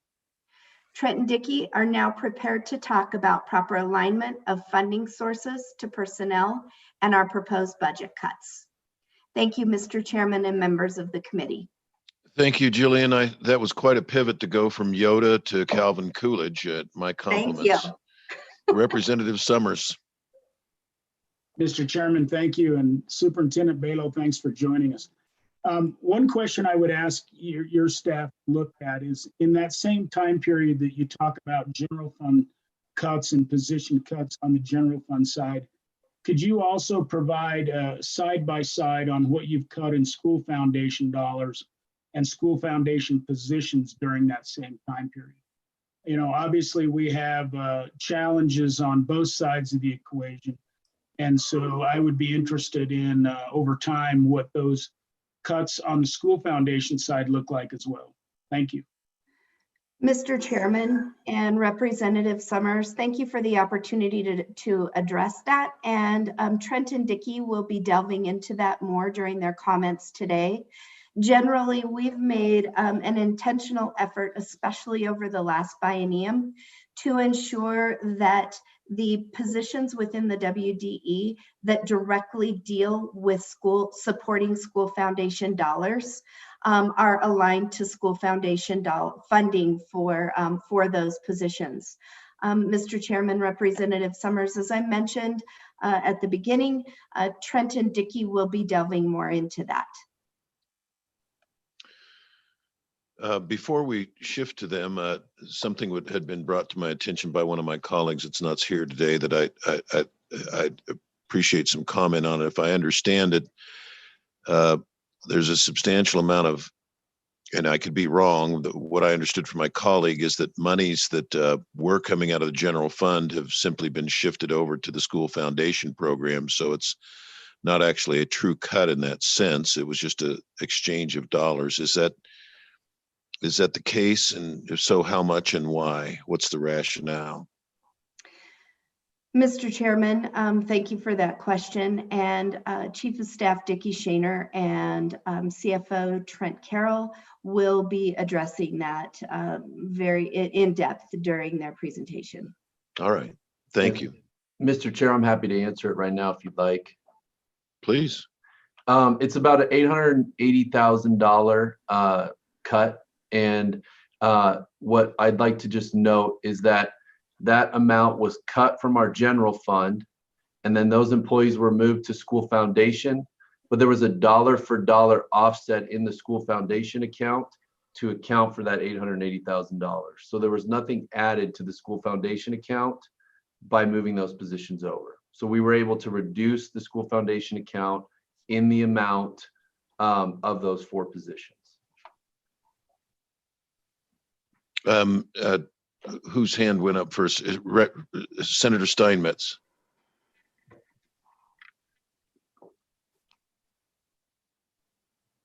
Thank you, Mr. Chairman. I had a question as to if you're profiling the savings from the Wyoming Cowboy Challenge Academy that's being cut out of the military department. How does your budget react to that? Thank you. Mr. Chairman and Senator Steinmetz, we haven't done a thorough analysis of how it affects our budget. I can tell you that the Cowboy Challenge Academy is an accredited institution, and that falls under our purview. Trent Carroll may have some more information. Otherwise, we can get back to you on that, but that is where we would cross over in terms of funding and potential savings that just at first blush would be fairly negligible as we accredit a number of educational institutions. Follow up, Senator Steinmetz, are you good? Okay. Anyone else before Dickey and Trent launch into their page by page? Representative Summers. Mr. Chairman, thank you. And this question is really to Dickey and Trent. You know, I sent you a document. I realize it was like this morning, but as we go through your budget, if you can look at those line items I had on that document and some of those proposed cuts, maybe you can address them, or would you rather I just ask them as they come up on my sheet? Mr. Chairman, through you, Representative Summers, why don't we make a dual effort to monitor that sheet? And thank you for sending that in advance. We did have a chance to glance at it before the meeting. Mr. Chairman, just to follow up, I apologize for not sending it earlier, but it's been a work in progress. No worries. We appreciate getting it. Thank you. Okay, anything else from just an overall view before they launch into their presentation? Seeing none, please proceed. Dickie and Carol or Trent. What page are we on? Thank you, Mr. Chairman. Trent Carroll, Chief Operations Officer, and we can launch right into this. So let's start with page 13 of our Agency 206 book, which is our Step 2 priority table. I'll give you a minute to find that. And if you scroll to the next page, page 14, I just wanted to direct the committee's attention to the very bottom where you see the general fund reduction amount of $1,808,632. And then you see an increase to federal funds of $217,094. And you see the increase to other funds of $884,183. And this is the item that we just discussed. What you don't see here is the dollar for dollar decrease that Chief Shannon mentioned. You will see that later in the presentation, but it is in our Agency 205 budget. So if you could see that here, you would see a negative 884,183, and you would add that number back into that total reduction amount. So the true reduction to the general fund for our Step 2 priorities is the 1.8 million. Likewise, just briefly on the next page, our Step 3 reductions, you'll see we have a general fund reduction of 836,115. And we also have some funding swaps in this for the Step 3 proposals that we will walk through unit by unit. So, Mr. Chairman, unless there are any other questions, I think we're ready to move on to page 17. Hey, just a moment. Bob, can you take the chairmanship for just about 2 minutes? Sure, please proceed. Okay, thank you, Mr. Chairman. Page 17, unit 1001. This is our State Board of Education unit. We have Step 2 and Step 3 proposals in this unit. You will see that the State Board proposed a $24,131 reduction to the 200 series in Step 2. These reductions occur in the categories of travel and room rental fees for the State Board meetings. Then there's also a proposed reduction in Step 3 of $12,065 in the 200 series and the 900 series. The governor recommended approval of these proposals with 50% of the Step 3 reductions taken this biennium and the full amount beginning next biennium. To accomplish these reductions, the State Board has identified reductions in membership dues, subscriptions, and supplies. I know with some of their subscriptions and memberships, they were able to secure better pricing by procuring multiple years at the same time rather than a year by year. They were able to get a little bit of a discount on some of those items. They're also working to control costs through better leverage of technology and electronic documents at their meetings. And Mr. Chairman, I believe that we have a couple of State Board members with us in the waiting room, as well as our State Board of Education Coordinator, Diana Clapp. If there are any questions on this unit before we move on, I would give them an opportunity to speak. But if there are no questions, I'm sure they'll be fine with us just jumping on to the next unit. Mr. Chairman. Representative Summers. Mr. Chairman, thank you. And so Trent, this is the first unit where I was looking at for a reduction. And if you'll notice on page 19 on your school foundation dollars, 443,000, zero in cuts, and so what I'm considering is a 10% cut in this unit in school foundation dollars. If you would tell us where do your school foundation dollars reside in these different series? Thank you, Mr. Chairman and Representative Summers. The school foundation program dollars in this unit primarily reside in the 100 and the 900. There is a little bit of 200 series money as well for the State Board coordinator travel, but the rest of the funding supports the coordinator position, the AWAC position in the 100 series, and most of the funding is in the 900 series. And I don't know if we can let the board members into the room here so they could speak if you have any specific questions on the 900 series, Representative Summers. Mr. Chairman, I just have a follow-up on really, Mr. Chairman and Trent, and certainly glad to hear me from the state board. But if you can tell me how much is in that 900 series. So what I want is a breakdown from you on where your school foundation dollars are in this unit by series code. And you can provide that later. Thank you. Mr. Chairman and Representative Summers, so I'm pulling up my notes here for the 21, and it looks like we have 145,848 profiled right now in the 900 series. That's in Fund 009. I will double check that and get back to you afterward if I need to. Okay. Mr. Chairman, would we like to hear from the state board? What page number are we on? Mr. Chairman, we are on page 17, State Board of Education. Okay, thank you.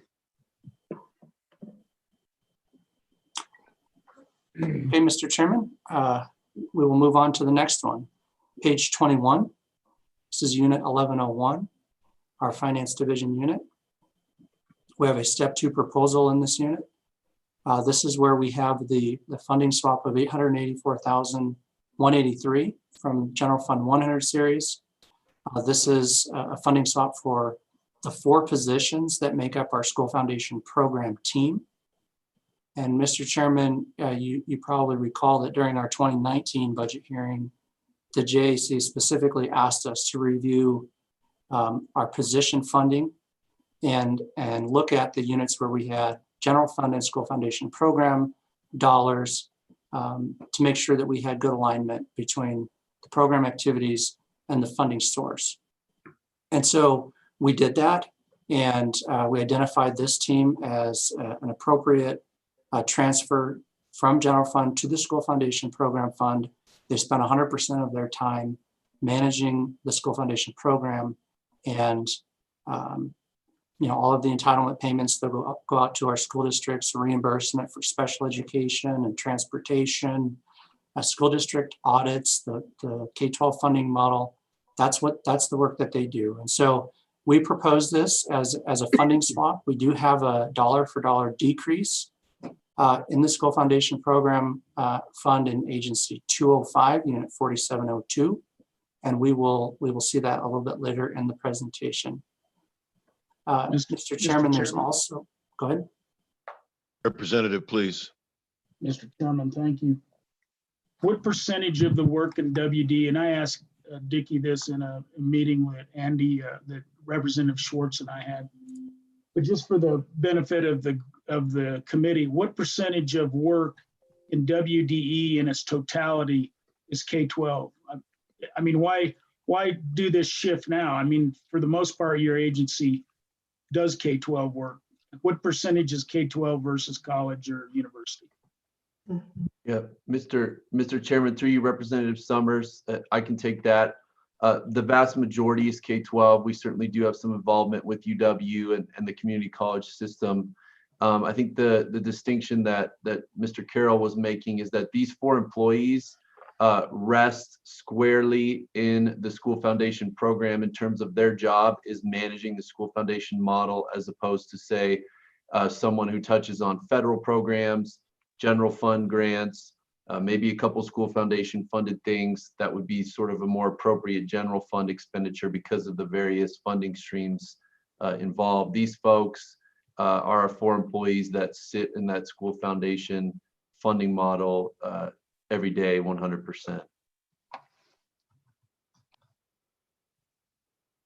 Thank you. Okay, Mr. Chairman, we also have a 200 series reduction in this unit to travel in the amount of $10,881. The governor has recommended approval of our step 2 proposals. The next unit is on page 24. This is unit 1102, our operations budget. We have a step 2 proposal in this unit of $13,700 to supplies. We're working to eliminate one of our copier machines in our Cheyenne office, and that will save us a couple $100 a month. And likewise, we have transitioned to electronic documents for the most part during this pandemic, and we expect to see some savings due to that for our paper, printer, toner, those types of things. The next, the governor's recommended approval of that one, and the next one is on page 26, unit 1104. This is our information management division budget.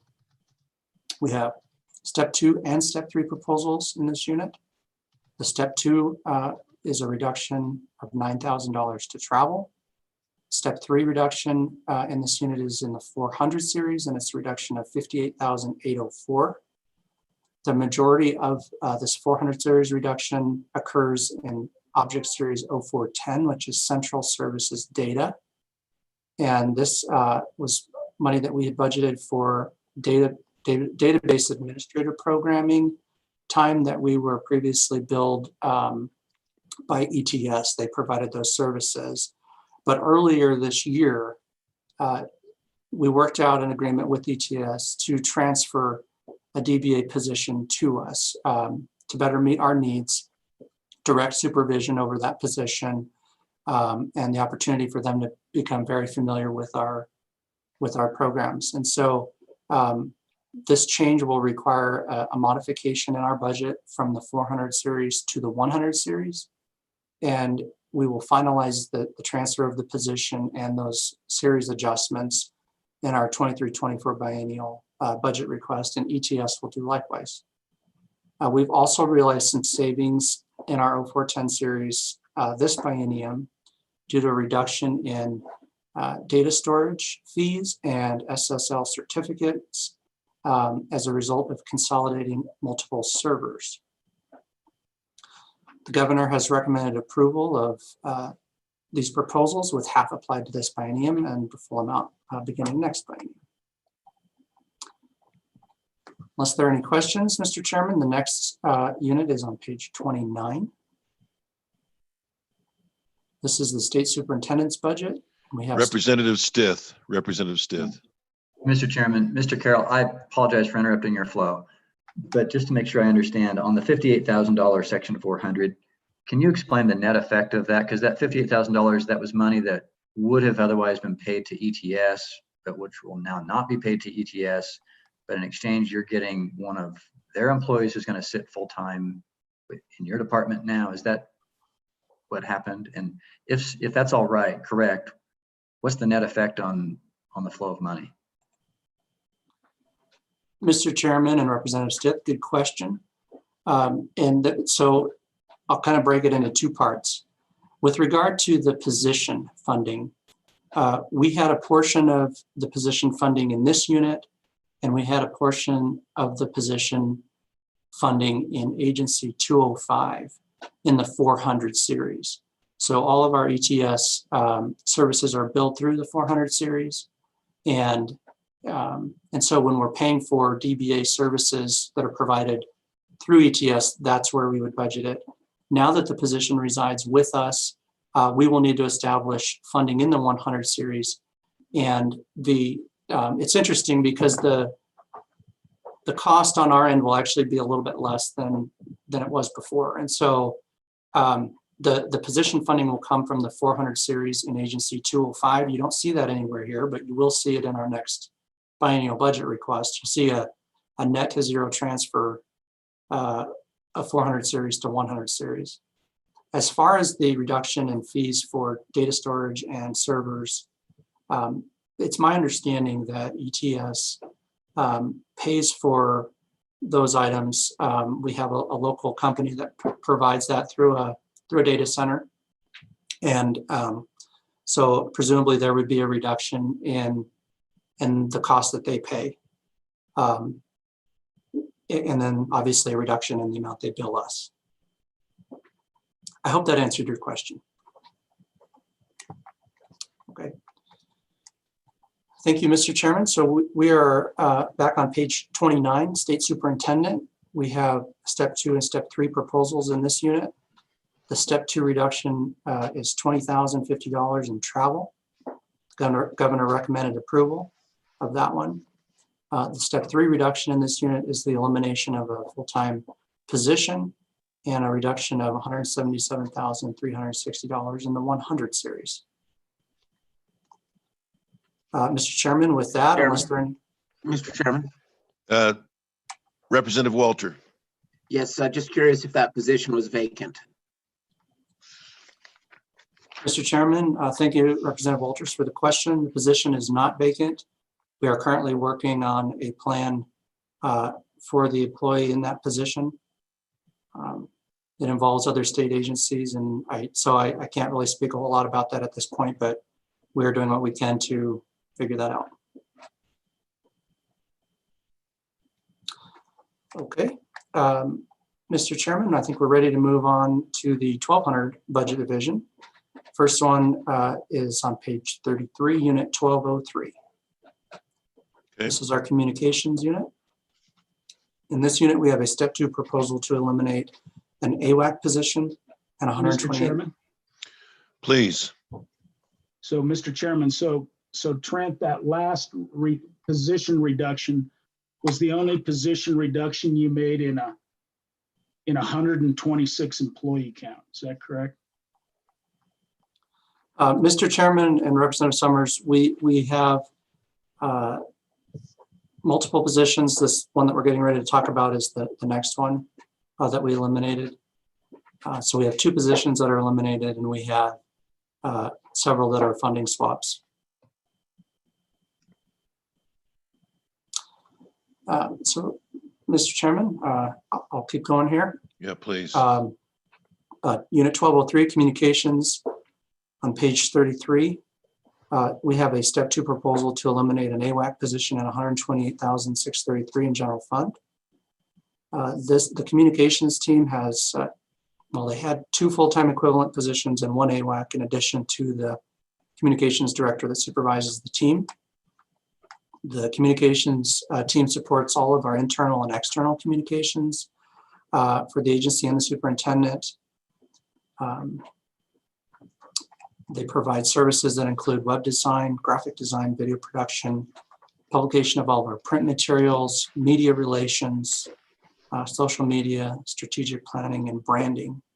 They support all of our state and federal programs in the agency. And the job duties of the AWAC position that we are eliminating here will be consolidated between the other members of the communications team. We were fortunate in the timing of this in that we had a vacant position on the communications team occur right before we needed to work on these budget reductions. And so we were able to move the employee that was in the AWAC position into that vacant FTE position.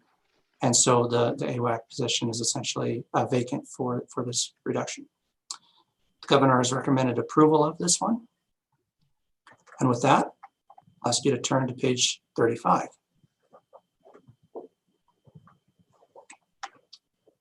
This is unit 1213, St. Stephen's Indian School. We have step 2 and step 3 proposals in this unit. Before I get into the specifics, I want to emphasize that we do not anticipate these reductions will impact the funding that St. Stephen's receives. So, Mr. Chairman, just as a reminder for the committee, the WD calculates funding for St. Stephen's based on the requirements outlined in statute. That references 214601 if anybody wants to look at it later. But St. Stephen's is a Bureau of Indian Education school, and they receive federal funds under a contract they have with the BIE. The provision that we follow in statute provides St. Stephen's with a per student funding amount that is comparable to the average funding per student in the neighboring school districts in that part of the state. So Fremont 14, Fremont 21, and Fremont 38. So to calculate the funding for St. Stephen's, we take the average per pupil funding for those 3 Fremont districts, And then we multiply it by the number of students at St. Stephen's to determine the total funding amount for St. Stephen's. And then we subtract out the amount of money they receive from the BIE and pay them the difference out of this unit. So because... Mr. Chairman. Okay, please, Representative Summers. Mr. Chairman, thank you.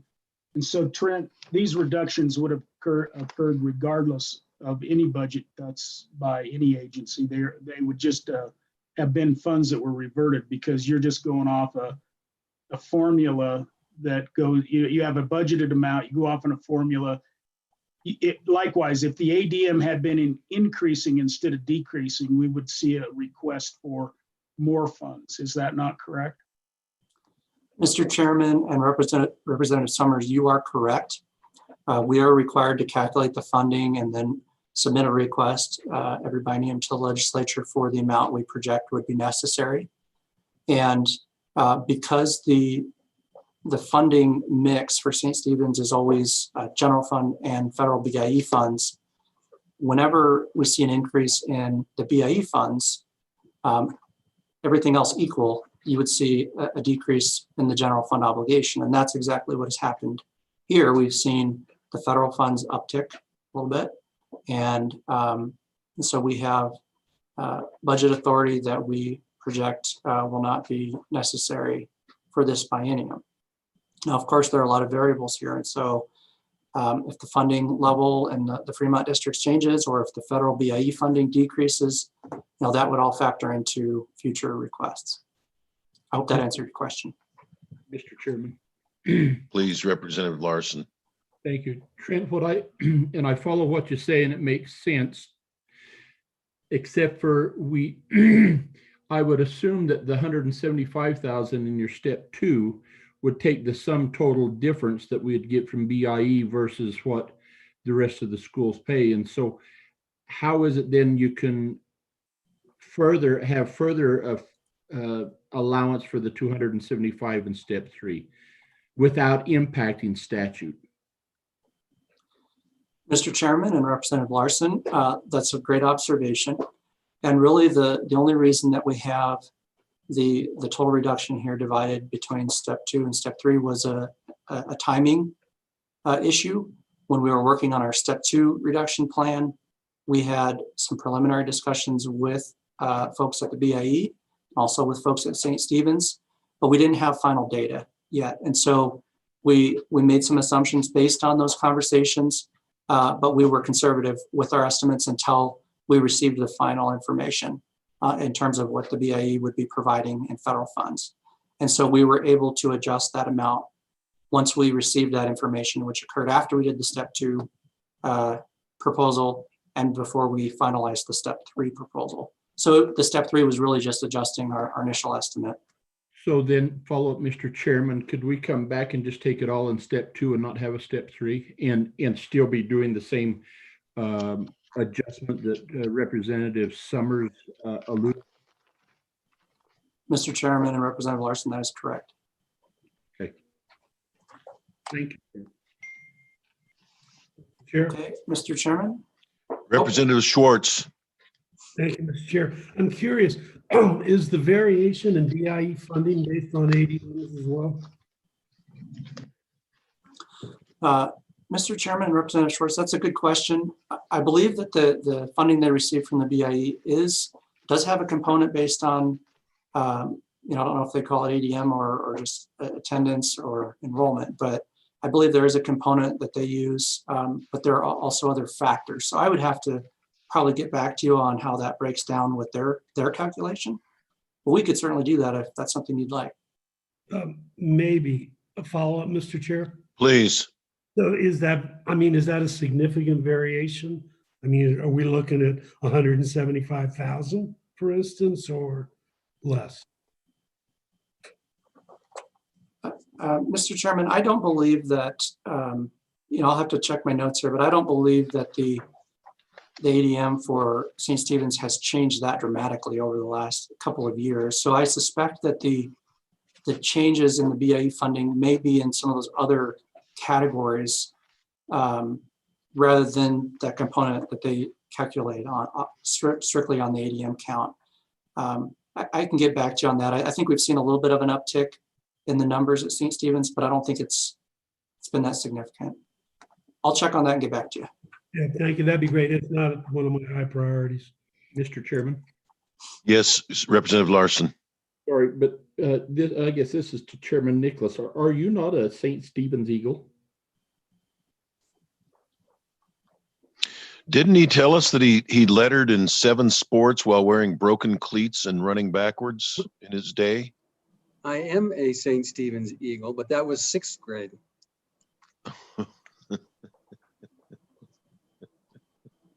Mr. Chairman and Representative Schwartz, just real quick here, I pulled up some notes. So the last 3 years, St. Stephen's ADM, 238, 1819, 238, 1920, 255, 2021. So it's gone up a little bit.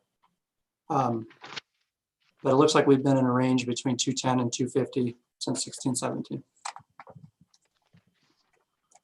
Okay. Mr. Chairman, if we're ready, we'll move on to page 38. Please. This is Unit 1225, State System of Support. We have a step 2 reduction here of $100,000 in the 900 series.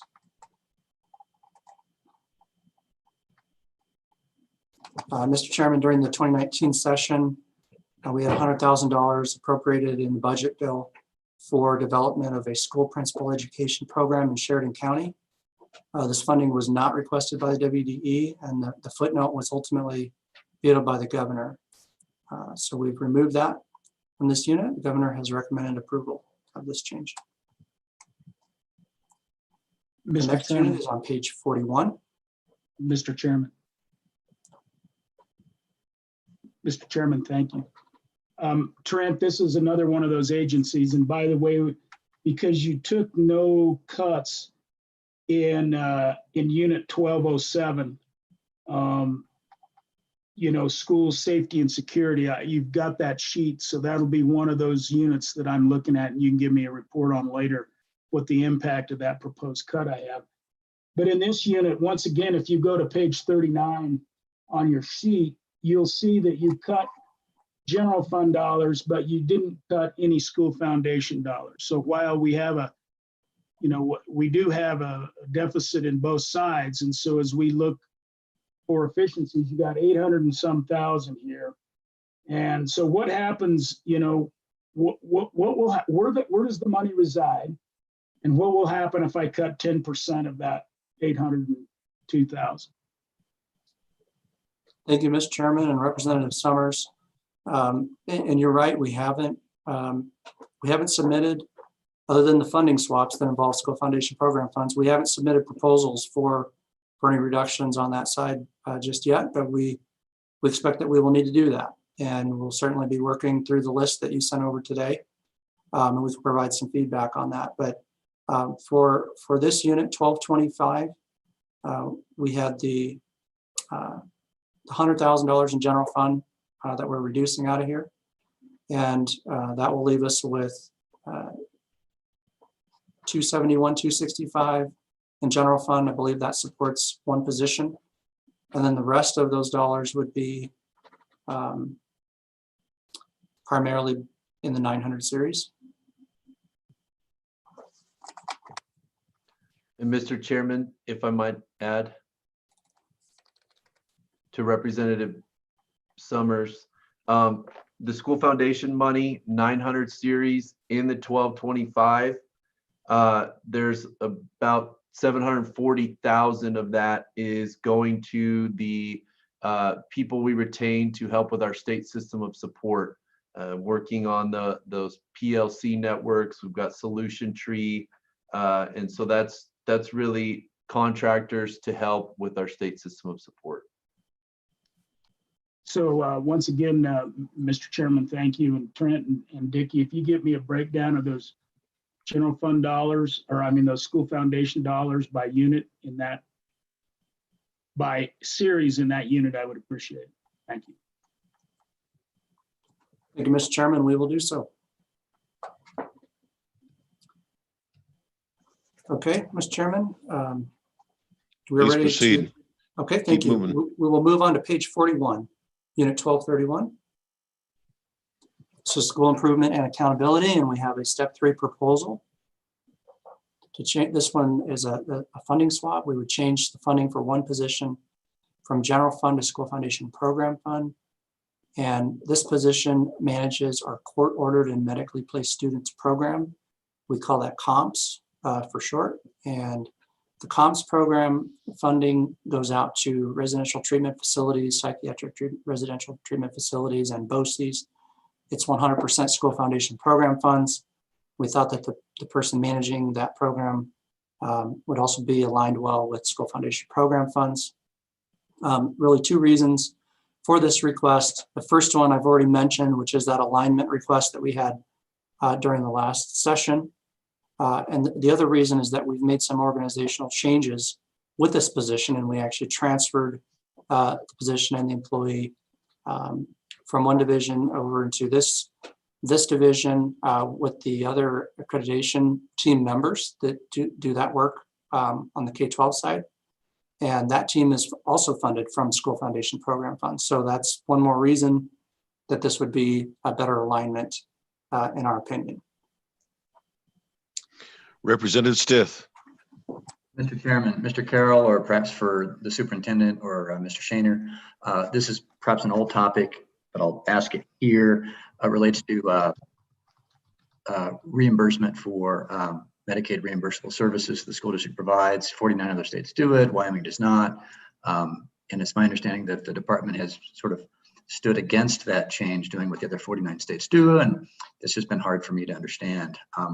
And it's perhaps only tangentially related to this particular unit, but I think it does involve it. So I just want to get some understanding of the resistance to asking the federal government to reimburse us for money we're already paying out. Mr. Chairman, through you to Representative Stith. Representative, we did not stand in opposition to that. In fact, we worked pretty diligently with the Department of Health over the interim at the direction of the legislature to put together a comprehensive study and analysis to look at what it would take to stand that program up.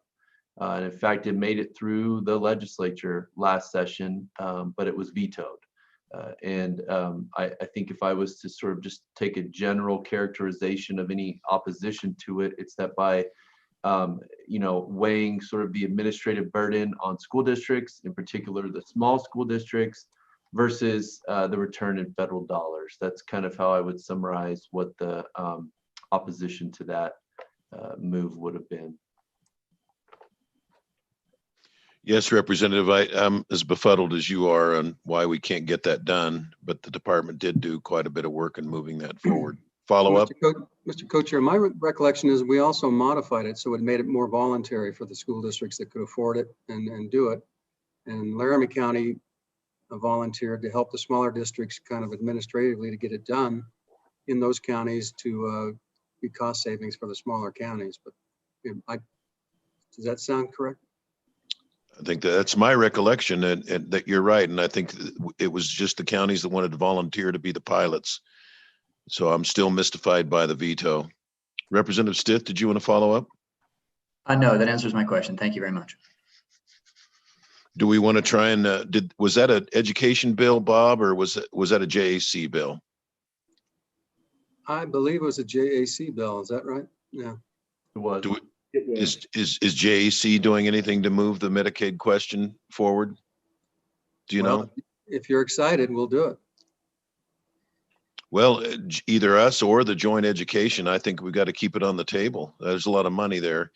And the other thing is that there was concern that the recovery would be slight because of maintenance of effort, but evidently the department, I think what they indicated is they just apply to a modification or a waiver to the feds saying, hey, we've never collected Medicaid before. We're going to start doing that now, and we're going to start putting utilization criteria on it and give us a waiver. And I thought there was some degree of confidence that that could happen. So the recovery is potentially significantly more than the pittance that we were talking about just at the incremental level. So Jillian, do you know if the education committee has looked at this again or not? Mr. Chairman, as far as I know, during this interim, the Education Committee has not. I'll stand to be corrected by either Dickie or Trent if I am wrong about that. Well, Matt Wilmarth is here. Matthew? Yeah, Mr. Chairman, Superintendent Balo is correct. The Joint Education Committee has not taken this up this interim. Mr. Chairman. Please. There was more support of that bill from JAC than there was education. Representative Simpson they did come back and we put that through them, but there was a lot of discussion on the education side about the implementation of that. Is that a fair assessment, Evan? Mr. Chairman, it is correct. And Representative Simpson, if you know or can recall, what was the concern? Why would they not want to collect that money? The consensus was just the overall Medicaid concept of burdening the state with more cost share. Well, I think the idea is to get 50% of our special education expense back from the feds. It wouldn't be a net increase, or am I missing something, Representative Simpson? It's just a delicate subject is all. Mr. Chairman, as you know.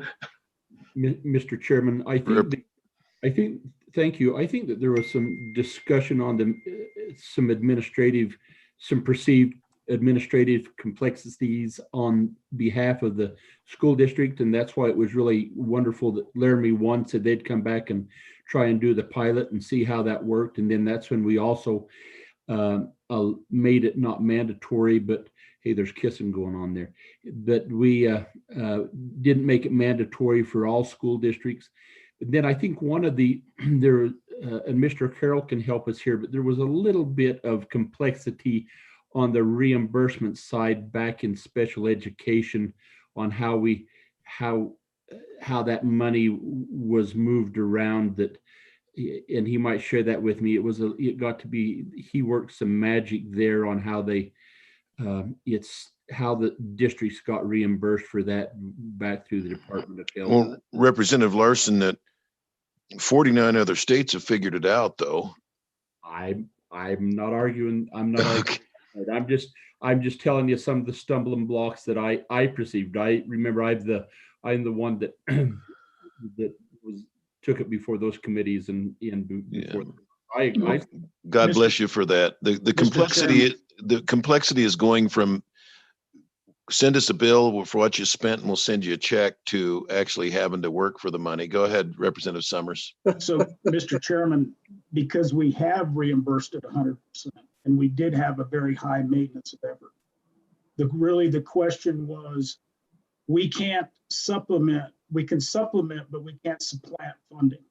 And so the question would be, how do you do the accounting to actually kind of do some supplanting? And so we did, there was created in that proposal a kind of fund swap. We can call it what you want, right? You can call it what you want, but that's what it was. And I think in the end, what joint appropriations said is, let's not go down that road. Let's just see what the voluntary program is. Let's see how hard it is for those large districts to implement if they want. We can take a look at that after we get informed upon that and see if we want to do more. That's my recollection.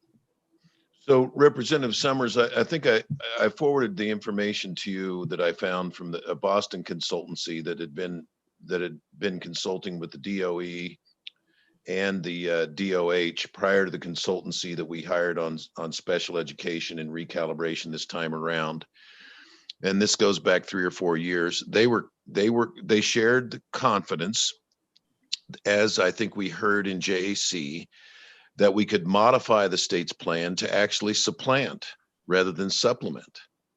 And it's worth a shot. And they thought there was a high probability that we could get approval from the feds to say, we've never submitted for Medicaid, and it's unfair to hold us to an MOE now, and that we could modify our plan to allow supplanting.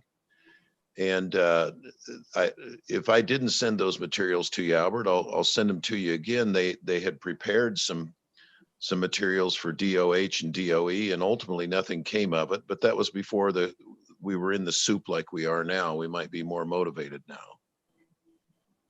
They did agree, however, when I got a hold of those consultants on the phone, they agreed with the governor's veto of the bill because they said Wyoming is not ready to move forward. There was a lot more groundwork that had to be done to get into a state of readiness to actually effectively bill Medicaid. But the recovery is potentially pretty significant.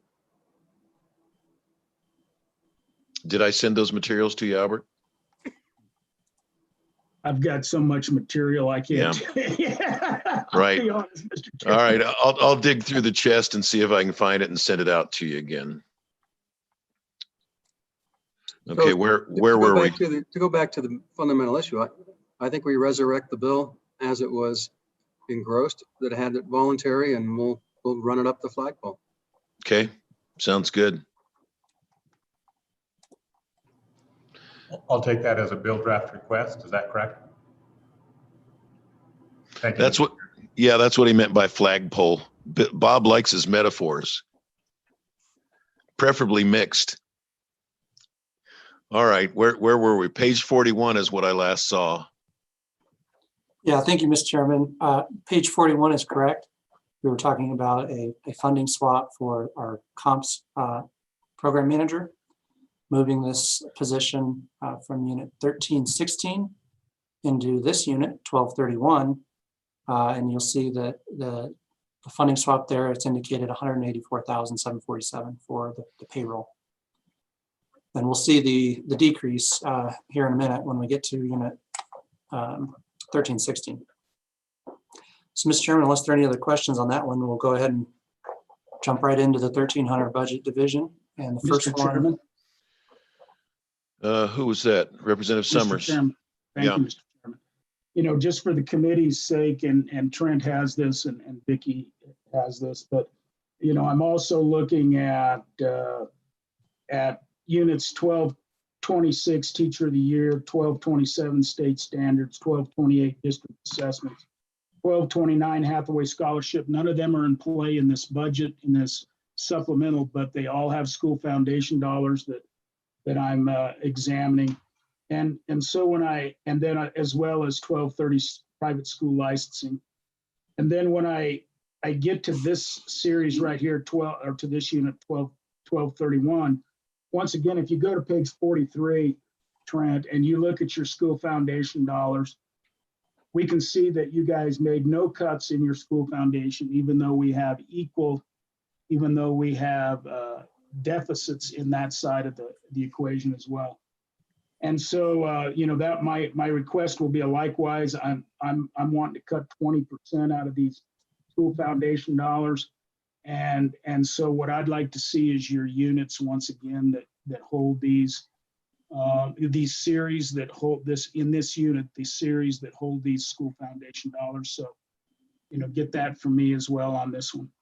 Representative Summers, just so that I'm clear, what you're asking is that they reduce what they take out of SFP by 20%. Is that correct? Mr. Chairman, that's correct. I want to see the series where the school foundation dollars sit. So, you know, if they provide me a recommendation of where they want to see the 20%, that's great. If not, then I just have to go based upon what I see in the units. Okay. So we are at just shy of the noon hour, and we're on page 43 out of 63, and we still have the school foundation program to go. We can take a break, but keep it a short break maybe, and be back at 12:30. Does that work? It's good with me. All right. So let's go ahead and break until 12:30. So eat fast but healthy.